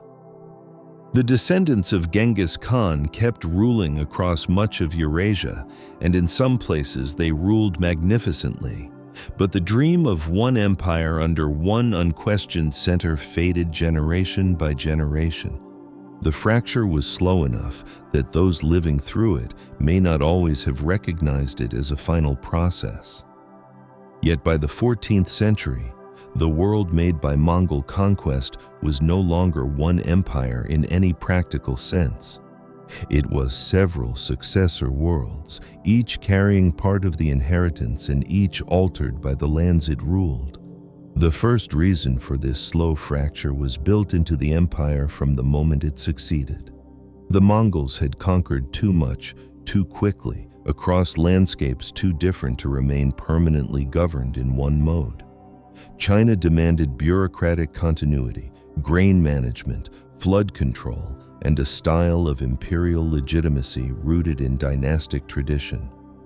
Persia and Iraq demanded something else: cooperation with long-established urban elites, adaptation to Islamic political culture, and control over territories whose commercial and agricultural life depended on regional balances very different from those of the East Asian world. The Western steppe and the Rus lands pulled still more strongly toward tribute politics, mobility, pastoral power, and frontier diplomacy. Central Asia had its own logic again, shaped by oasis trade, Turkic and Mongol tribal politics, and the unstable meeting point of nomadic and settled life. Genghis Khan had united these worlds through conquest and command, but no later ruler could live equally inside all of them at once. That is why the fracture of the Mongol Empire was not simply a story of weak heirs. Some heirs were weak, certainly. Some courts were unstable, some successions disastrous, some rulers careless or self-indulgent. But even capable rulers were confronting a structural problem. Every region of the empire rewarded local adaptation, and local adaptation slowly made the khanates less alike. Their courts began to speak different political languages, their elites converted to different religions, their economic interests diverged, their marriages, rivalries, and alliances pulled them in regional directions. A grandson of Genghis ruling in China would not think like a cousin ruling in the Volga steppe, even if both claimed descent from the same founder and still exchanged envoys in the language of shared blood. The Yuan Dynasty in China offers one of the clearest examples of this transformation. Under Kublai Khan, the Mongols had reached perhaps the most dazzling peak of post-Genghis power. They had conquered all of China, founded a dynasty, built capitals, and presided over one of the greatest courts in the world. But the very success of that project carried a hidden risk. The more thoroughly the Yuan became a Chinese dynasty, the more the center of Mongol imperial identity shifted away from the wider steppe world. Kublai had already fought a civil war against his brother Arik Boka, and though he won, the symbolic unity of the empire never fully recovered. After his death in 1294, the Yuan emperors who followed lacked both his authority and his flexibility. Court politics became increasingly difficult, succession was unstable, factionalism deepened, and emperors often rose and fell amid intrigue rather than commanding with the broad confidence of a founder. There were practical problems too. China was enormously rich, but it was also enormously expensive to rule. The Yuan court had to feed capitals, maintain military establishments, manage transport networks, and hold together a socially divided state where Mongol privilege remained real and visible. Efforts to preserve the dominance of the conquerors while governing a huge majority population created permanent tension. Many Chinese elites served the dynasty, but many also viewed it as alien, heavy-handed, or morally compromised. Financial strain worsened matters. Paper currency issues, fiscal imbalance, natural disasters, corruption, and peasant suffering all undermined legitimacy. A dynasty does not fall because one thing goes wrong. It falls when many things go wrong, and no one still believes the center can put them right. In the Yuan case, environmental difficulty played its part as well. Floods, famines, and disruptions to the Yellow River system strained society and administration. Such events were never merely natural in Chinese political thought. They were read as signs that heaven might be withdrawing its favor. For a foreign-founded dynasty claiming the mandate of heaven, this was especially dangerous. The Mongols had conquered China by force, but force alone could not forever answer the moral and symbolic expectations placed upon an emperor. By the mid-14th century, rebellion was spreading. Secret religious movements, local uprisings, and regional military commanders all helped turn social distress into political collapse. Among these movements, the Red Turban uprisings became especially important, not because they were simple or united, but because they showed how far the dynasty's grip had weakened. Out of that turmoil rose Zhu Yuanzhang, the founder of the Ming dynasty. His eventual victory was not preordained, but it marked the end of Mongol rule in China as a ruling dynasty over the whole realm. In 1368, Ming forces took Dadu and the Yuan court fled north into the steppe. This was not the extinction of the Mongols as a people, nor even the end of the Yuan line in a broader sense, since what historians often call the northern Yuan continued in Mongolia. But it was a profound civilizational turning point. The greatest settled empire ever ruled by the descendants of Genghis Khan had slipped from their grasp. The Yuan had not died as a raiding confederation defeated on the frontier. It had died as a Chinese dynasty that could no longer sustain legitimacy, finance, and social order inside China. In that sense, the land Kublai had embraced had finally absorbed and outlasted his house.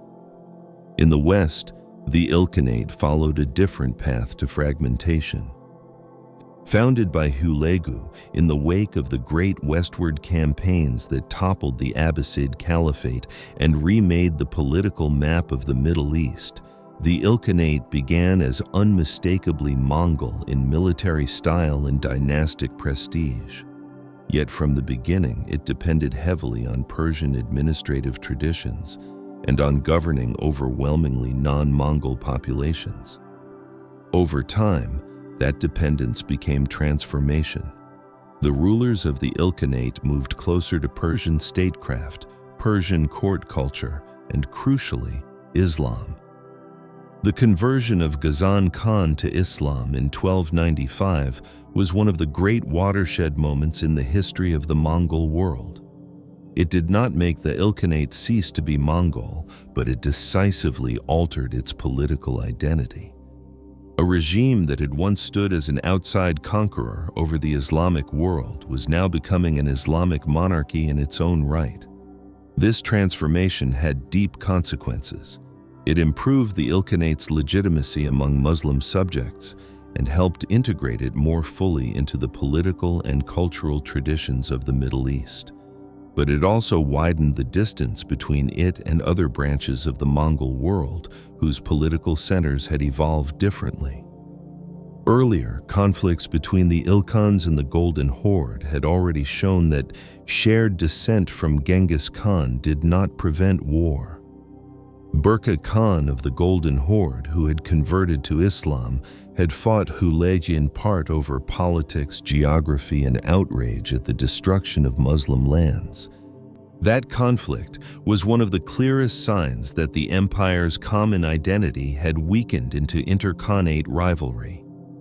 Once the Ilkhanate itself Islamized, it entered even more deeply into the political logic of the Middle East, rather than any broader pan-Mongol unity.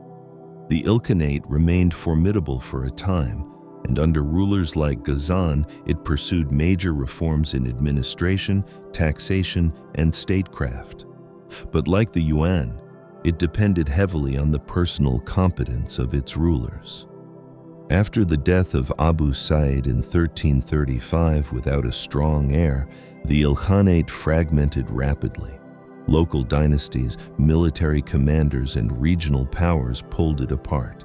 Some still claimed links to Ilkhanid legitimacy, but effective unity was gone. In Persia and Iraq, Mongol rule did not disappear without trace. It had already fused with local traditions too deeply for that. But the unified Ilkhanate as a major imperial state ended, leaving behind a political landscape of successor regimes, and eventually helping create the conditions in which later conquerors like Timur would rise.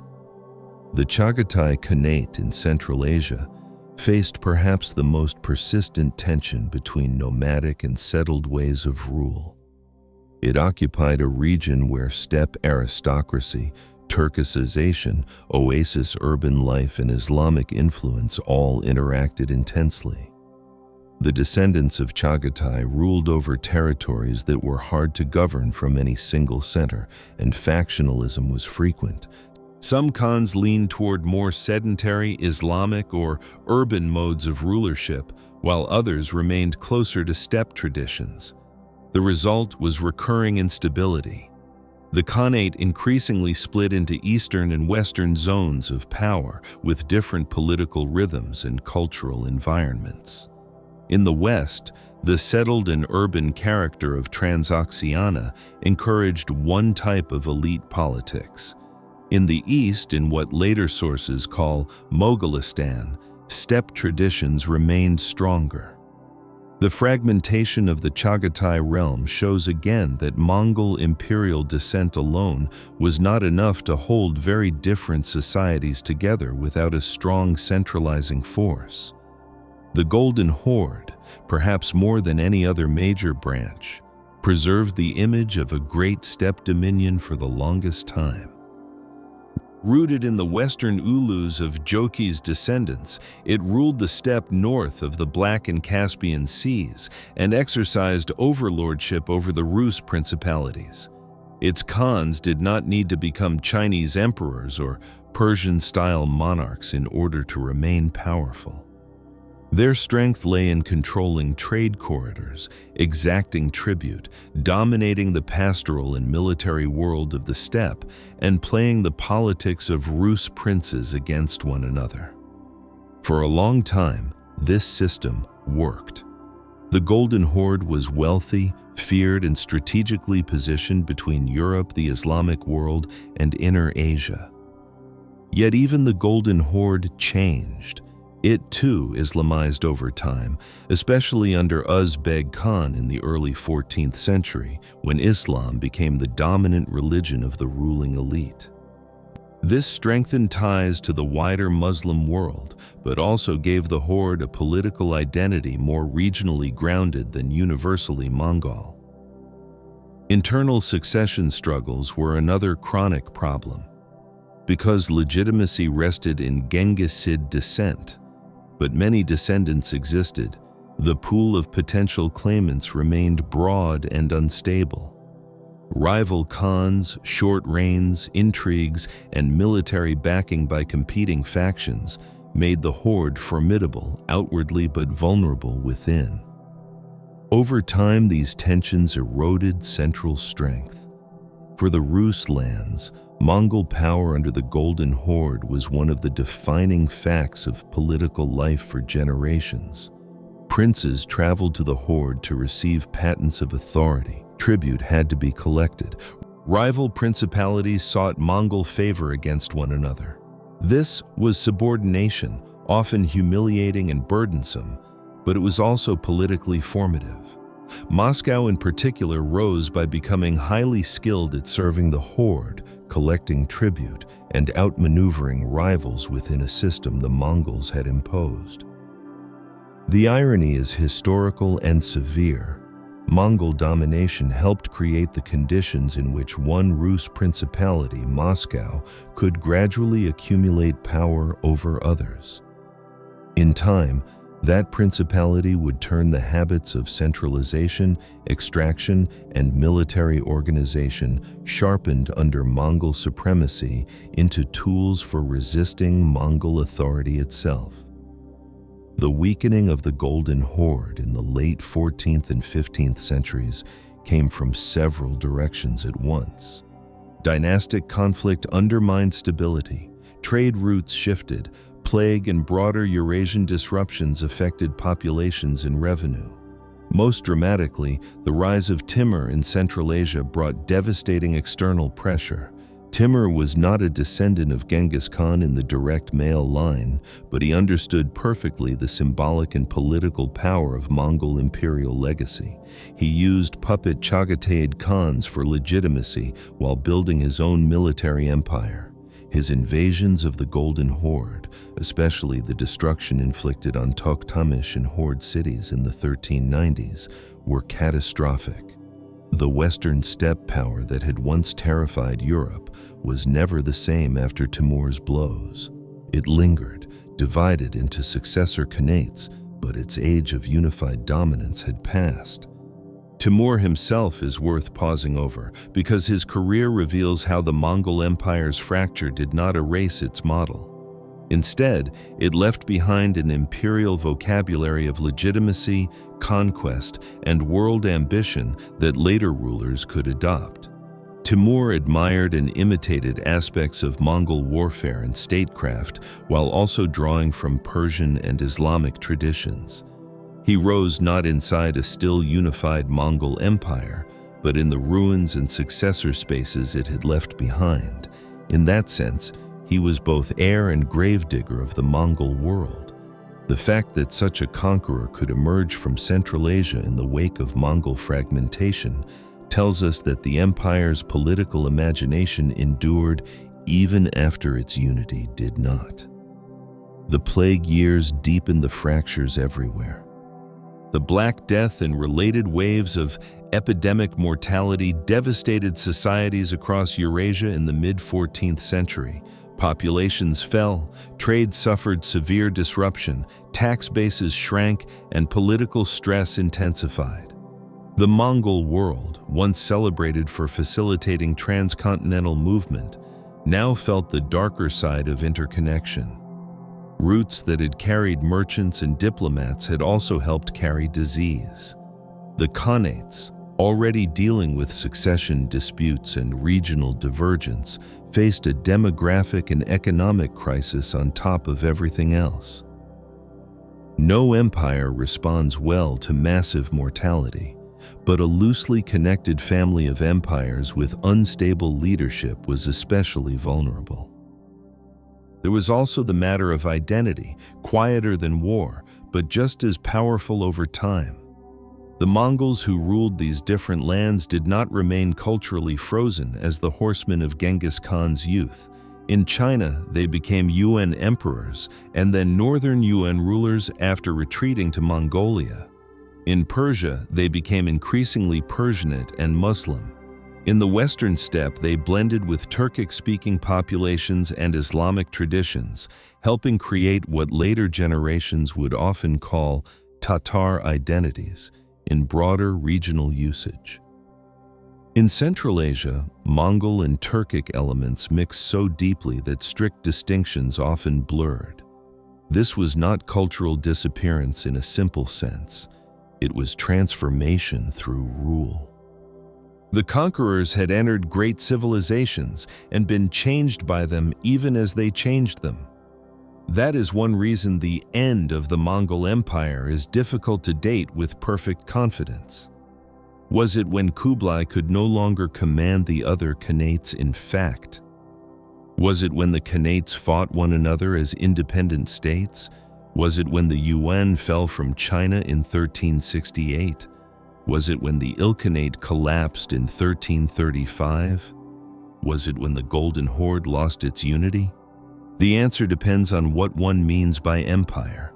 If one means the single universal empire envisioned by Genghis Khan's descendants, then the fracture began in the 13th century and became undeniable by the 14th.